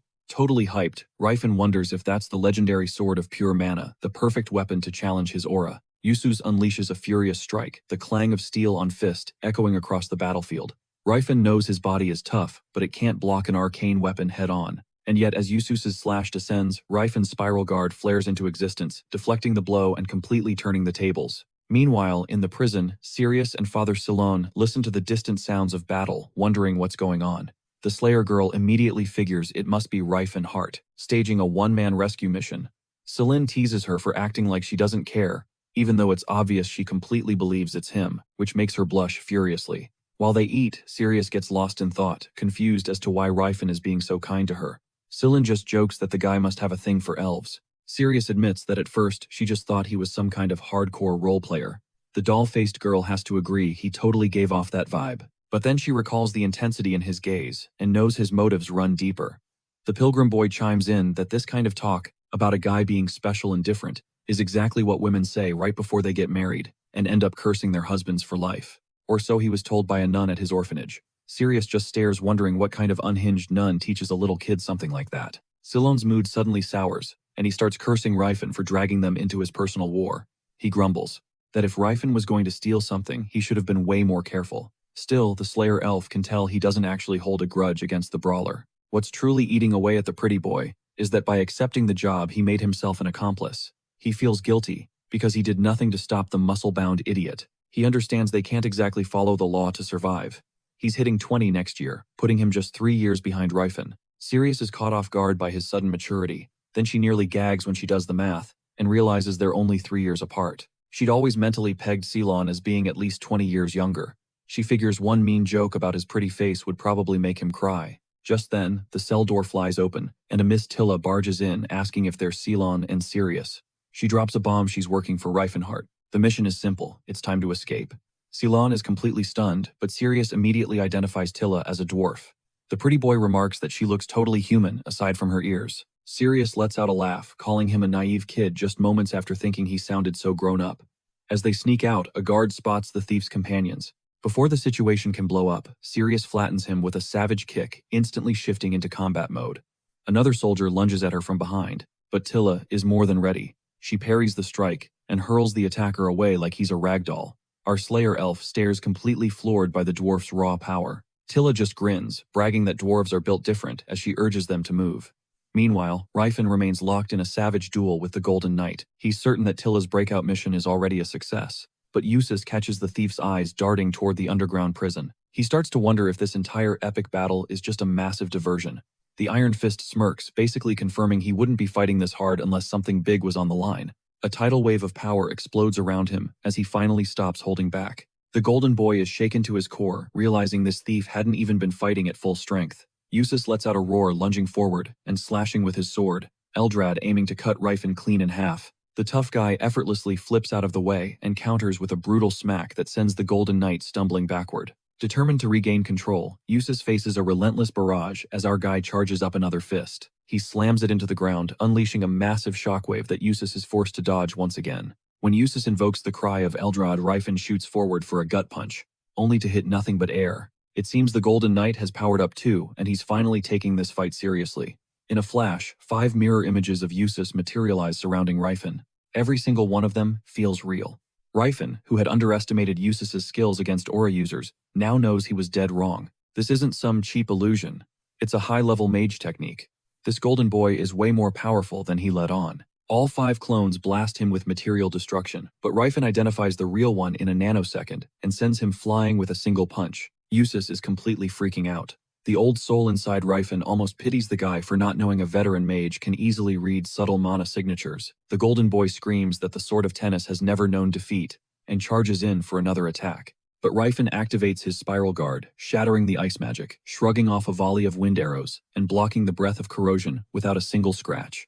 Our guy just flexes with a cocky grin. He's practically styling on Eustace, whose mind is breaking, trying to figure out how this muscle-bound moron is tanking every single element he's got. Most aura users can't use Spiral Guard, not because it's complex, but because it's deceptively simple. Anyone can coat their body in aura for defense, but to circulate it at the same time, for a perfect offense and defense, it would literally tear their body apart. Only those from Gym Unbreakable possess the insane physique to withstand that kind of strain. Ryfen knows it burns a ridiculous amount of aura, but for him, that's not a problem. Eustace is absolutely seething and demands to know who is backing a monster like Ryfen. Ryfen casually points to his subordinate, which only makes Eustace feel like he's being completely clowned on. Enraged, he commands his sword Eldrad to awaken, and to unleash the light of Eldrad. Sensing true danger for the first time, Ryfen decides it's time to pull out his trump card. As the Golden Knight charges forward in a blaze of holy light, the Iron Fist meets him head-on with a quadruple-layered Calamity Horn. The Golden Knight thrusts his blade forward. The Iron Fist meets its tip with his own. Their ultimate moves collide in a cataclysmic explosion. Utter chaos erupts outside the Viscount's castle as the Golden Knight takes the full force of the Calamity Horn. His armor begins to splinter as he screams, demanding to know what kind of technique could shred his ultimate defense. Ryfen's layered aura fists create a series of concussive blasts. Each impact is like a meteor strike, and the vortex of energy tears Eustace's defenses to ribbons. Realizing the big guy has only one charge left, Eustace refuses to back down, but the final punch obliterates everything in its path and smashes him violently into the wall. As the dust settles, Eldrad is seen plunged into the ground, while Sir Lot stares in utter disbelief. The Sword of Tennis has been defeated. Eldrad's magic flows from the blade itself, so as long as the sword is intact, the armor will slowly regenerate. Even though it could take half a year, the thief walks over and picks up Eldrad, making Eustace think he's about to steal it. But instead, the Iron Fist hands the legendary sword to Lot, with an apology, explaining that he only came for the stolen artifact. Lot is shocked he fought with such ferocity, but without a shred of greed. Though Rifen secretly thinks Sirius would go crazy for a sword like Eldrad, he'd rather give her the Divine Light Sword Messiah though. Just as he's about to walk away, a subordinate named Rust screams that the tennis sword is not defeated. Lot is so done, he's ready to kick the kid out of the order. While our muscle-bound hero remembers this loud-mouthed punk, the brat declares that he too is a tennis sword and charges in. Rifen looks completely unimpressed. He knows the kid's only move is a simple downward swing, but an unexpected burst of glowing blue energy forces him back. He's shocked to feel a sharp sting he's been cut on his nearly unbreakable frame.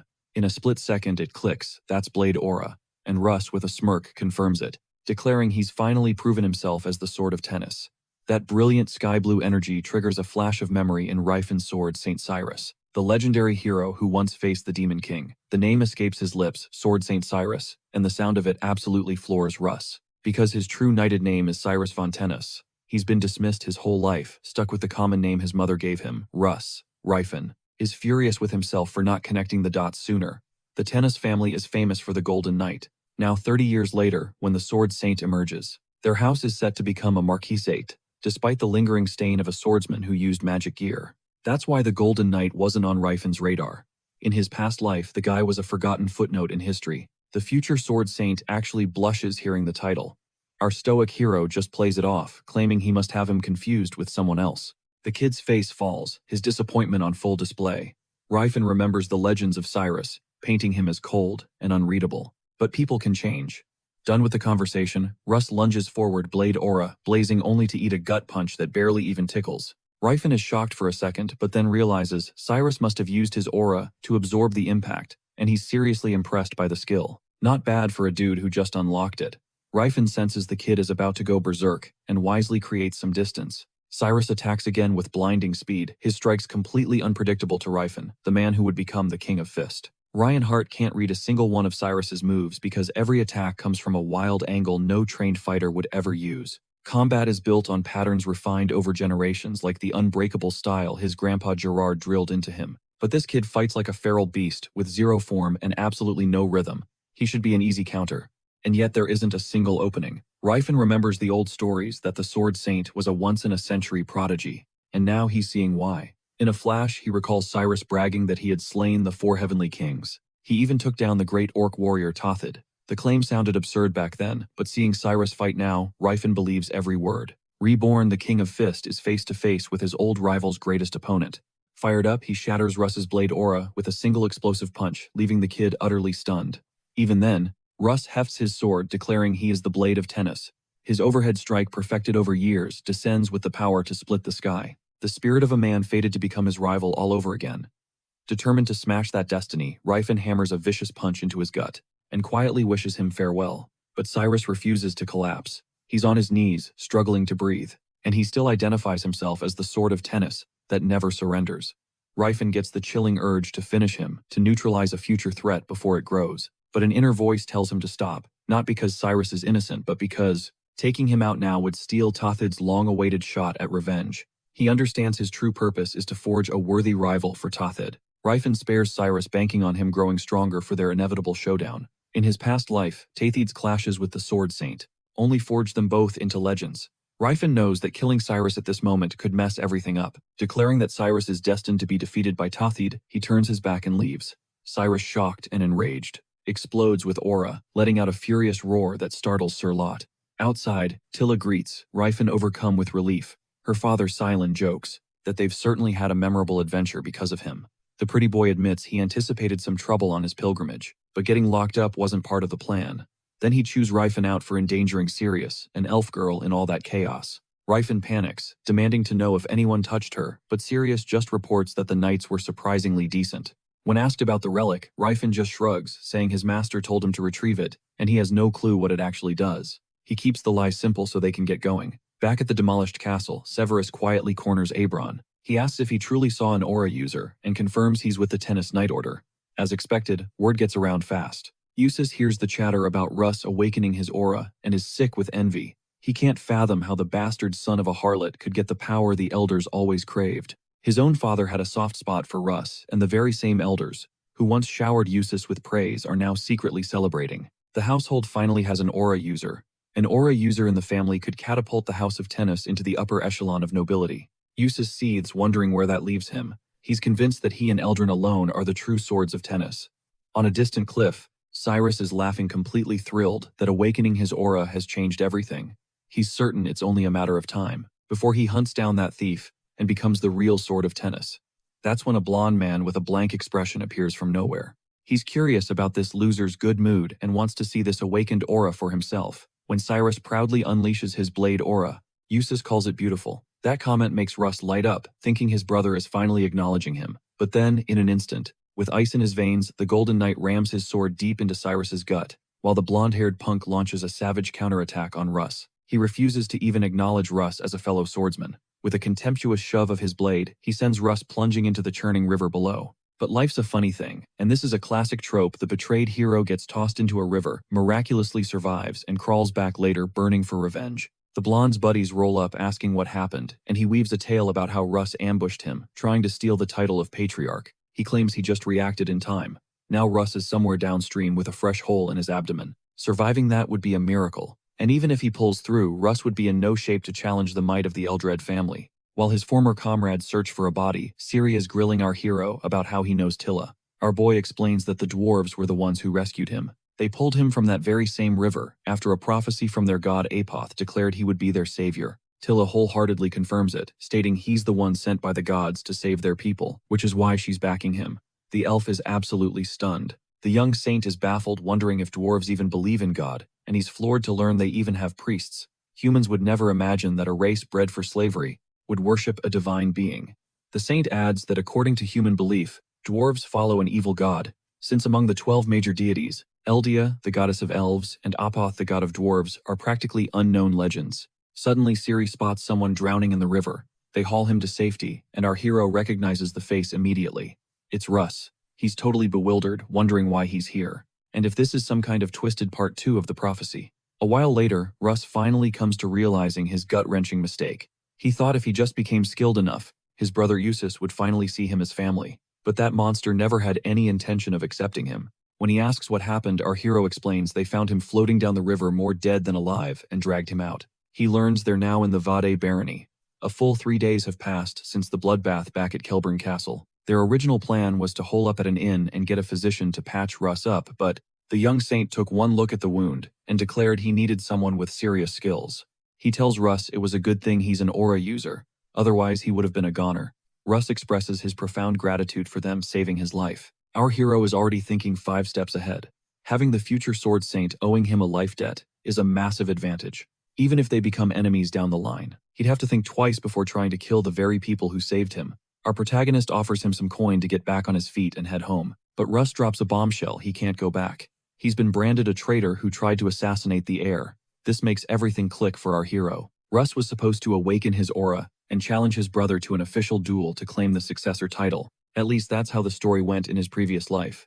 With nowhere else to turn, a desperate Russ asks if he can join them on their quest. He needs to repay his debt, and he's thankful to our hero for helping him awaken his aura. Now, he wants to become even stronger by learning directly from him. The protagonist tries to play it cool, but Russ insists, saying it's enough to know that he is the marshal, King Gerard's hand-picked successor. In the original timeline, Russ roamed the nation hunting for other aura users to hone his skills, but as a wanted man, that path is now closed to him. That means he has no other option but to seek knowledge from other nations, aura masters, and our hero just happened to be the one who found him. He's freaking out internally that the legendary sword Saint Cyrus is now his subordinate. Flipping a future enemy into a powerful ally isn't a bad outcome, but the hero Alex and the Saint Ellen probably haven't even been born yet. Tesseron is completely out of the picture, leaving only the image of Light Jade, but he just can't accept Russ. Even with the guy begging to join him, our hero finally relents and agrees to let Russ travel with their party. Elsewhere, Eustace reports his failure to the Sage of Silver, admitting he couldn't complete the mission. Sage Leston is deeply disappointed. He now realizes he completely overestimated the boy. Eustace continues to apologize, terrified by the sheer power of the sage, who is speaking to him through nothing more than an illusion. Leston curses himself for ever trusting a half-baked swordsman, convinced this is exactly why. The Golden Knight Order was always pushed into the shadows by the Sword Saint. Soon after, he's summoned by Duke Ironad, who calls him out for his use of a divine symbol. Yet the Duke seems impressed. No one in the annals of history has ever awakened their aura, at the tender age of 20. His production capabilities are off the charts, and have been instrumental in securing humanity's survival. That's the sole reason he was recommended for the Sages of Silver, despite his youth and inexperience. Purely because of his future potential, the Duke informs him that there won't be any disciplinary action this time. It's not like he caused a major disaster with the divine symbol, but he sternly warns him to remember his place. He first calls him by his name Leston, but then switches to his title Tesron. The Sages of Silver are the guardians of mankind, the secret society that controls the continent from the shadows. Their power is so immense, they can decide the fate of an entire nation. The problem is, Leston is at the very bottom of that food chain. He barely even managed to get his foot in the door. But his journey is far from over. The Demon King, a being who once plunged the entire world into an age of terror, has just been reborn. Now he's packing the unyielding body of a warrior and the genius mind of a grand mage. The real question is, who could possibly stop the living nightmare he's about to unleash? Tesron knows he has to make a move, and fast. He's plotting to take down the hero before he can reclaim his full cataclysmic power. From Tesron's point of view, it's a disaster that he even got his hands on the illusion's voice. But even for the freaking Demon King, powering back up to 100% shouldn't be a walk in the park. You see, the illusion's voice is hiding a secret weapon, the Four Symbols Relic. And according to Jade, those artifacts are the exact source of the Demon King's original insane power. So the mission is clear: secure the Four Symbols Relic before the hero can claim it. Meanwhile, back with the hero's crew, Russ is totally baffled that they're deciding chores by drawing straws. I mean, they could just make the elf slave do all the work, right? He straight up asks our boy what the deal is. And the hero's answer hits different. He explains that even though the world sees them as property, he refuses to treat them that way. To him, they're not slaves. They're his treasured companions. Russ had heard the rumors that this group was full of weirdos and absolute monsters in combat. But no matter what kind of guy the hero is, Russ has sworn an oath of loyalty until the day he finally masters the blade. Until then, he's all in. A little later, our hero decides to boot up the illusion's voice and test out the beginner-level challenge. He's getting bored of the default VR skin, so he customizes the background for a change of scenery. The training begins a flurry of attacks against magical tiles. As the speed ramps up, he starts to struggle, but he just barely clutches the win and clears the level. The illusion's voice is super efficient for training, but it's bloated with useless features like this artifact mode. Apparently it was some kind of educational tool way back in the Silver Age. It lets you choose from all kinds of environments like a casino, a high school, or a park. The whole thing is decked out with hype music and cheering NPCs, and you get showered with points every time you clear a stage. It's a massive motivation boost that also levels you up. He can't help but wonder just how much people in the Silver Age must have despised studying. They had to gamify it this hard. Or maybe knowledge was so common back then that it was basically worthless. Still, this system is his ticket to recovering a serious chunk of his magical power. After traveling for a while, the crew finally arrives at the city of Trezand. This place is a massive military and commercial hub, the crossroads for all the northern trade routes. Just as planned, the old man delivers all the intel he was asked to gather. With this, he can finally piece together his body's history, since he supposedly lost his mind at the age of 16. The records say he had a total breakdown from some mysterious mental illness, insisting he was Tesron, not Reifenhart. This confirms it. The martial king Tesron was reborn in this era. It's not a simple reincarnation. Tesron and the hero are body swapping. Our protagonist is shook. He never saw this twist coming. The intel also reveals that his body left Delphi's Mage Tower at age 20, and then completely vanished off the grid. He figures this is probably the limit of what a merchant guild could dig up. Back in his past life, Tesron didn't become an official mage until his late 20s. It wasn't because he lacked the skill. His superiors just wouldn't sign off on him leaving the tower. So, our boy is left wondering how his body even managed to escape. To get the real story, he decides he needs to hire a capable bounty hunter from the Tauban trade union. The hero gathers everyone and announces they're shipping out at dawn. He's keeping the true destination on the down low for now. Elsewhere, Silon and Russ are just chatting about how humble the hero is, always hiding his real strength. And just out of earshot, the hero himself is wrestling with a tough choice. Is it really safe to bring the young Saint and Russ along to Grand Forge? He makes his decision. It's time to come clean about where they're really headed. But first, he needs to lay his ultimate goal on the table. He needs them to understand his core belief that elves, dwarves, and orcs are not property. His dream is to build a world where every single one of them is free. He spells it out for them. These are beings with their own thoughts and feelings, not just mindless beasts to be ordered around. But it doesn't stop there. To make this dream a reality, he's willing to make an enemy of the entire world if he has to. Ceylon is in. He admits the dream sounds completely unrealistic, maybe even impossible. But he's always thought it was messed up how everyone treats these races like dirt. Plus, he knows he'll never find a crew this talented again, and he sees a chance to be a trailblazer spreading his teachings of charity to new peoples. The young saint is fired up too, totally ready to start jumping nobles and busting slaves out of their chains. And Russ, he figures since just pledging loyalty to this guy is already a crime, he might as well go all in. He's with them. With everyone on board, the hero makes one thing crystal clear. What they've discussed stays between them. Then he drops the destination they're heading for, Grand Forge home, to a sacred temple of a dwarven god. But the second they arrive, the crew is swarmed. This place is absolutely crawling with monsters, which explains why no one has ever made it this far before. There has to be a reason a dwarf built a temple in a death trap like this. And just then, phantom griffins dive in for the attack. Our boy yells to Russ, "Cover me!" As he unleashes an illusion-shattering spell to pinpoint the real one, the crew is wondering just how much longer this monster-filled trek is gonna last. The hero lays it out. This journey would typically take 2 weeks, but thanks to a shortcut, he knows they'll knock it out in just 1 day. The very next day, the party is blitzing through Diamond's ruins, their promised shortcut. The elf can't shake the feeling that there's way more to the hero than he's letting on. A little later, the hero suddenly calls for a detour, claiming his master scouted out this forbidden route back in his youth. His explanations are only making Ciri more suspicious of him. As they finally arrive at the Grand Forge, the hero slams his fist against a solid wall. The wall crumbles, revealing the Temple of Alpoth right before their eyes, a sight that leaves the entire group absolutely floored. The sheer history pulsing from this place is insane. The young saint asks a little worried if they were the ones who just broke the temple, and if that's even allowed. Our boy just smirks, reassuring him that he wrecked a piece of this same temple in his past life and nobody batted an eye back then. Because Alpoth had already dropped an oracle about their arrival, dwarves suddenly swarm out from inside ready for a fight. They see this as a full-blown invasion, and the hero instantly realizes there's no way he can reason with these guys. The temple looks completely different now, driving the dwarves into a frenzy over these human intruders. Rust, worried for his friends, gears up to charge right back at them. But the hero holds him back, stepping forward to convince them they aren't enemies. It's a little awkward, but he manages to spit it out. He's their prophesied savior, the human man from the Oracle of Alpoth. He announces that he's here to see the great priest Mashal, sent by the Steelhammer tribe, and just like that, the dwarves switch gears and offer a warm welcome. The Grand Forge is an entire city carved out 30 meters beneath the Setterlard Mountains, stretching an incredible 2 kilometers wide. The cavern itself soars between 30 and 50 meters high. A massive hot spring flows through it like a river, while geothermal stones embedded in the ceiling glow, with both heat and light. These glowing stones are spaced about 100 meters from each other. The dwarves begin to explain the city's incredible architectural design to the astonished group. Everyone is completely blown away by their craftsmanship.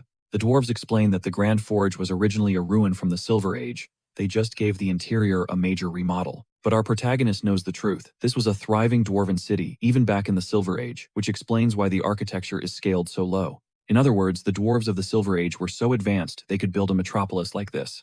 That kind of achievement would have been impossible if they were a species born to be slaves. The dwarven leader invites them to stay, bringing them a massive dinner for the night. When they ask, he describes the feast, mentioning that this particular food is especially good for men. Right on cue, a female dwarf rushes in. She brings a message the hero has been summoned to the central tower by Alpoth's great high priest. There, Marshalpath Hammerline personally welcomes the hero. Meanwhile, Sage Tesron finally drifts off to sleep. He dreams of the epic showdown between the real Demon King Reganhart and the Martial King Tesron, who fought to break the Demon King's curse on the otherworldly races. The sage wakes with a jolt, realizing how he's been grinding nonstop for years.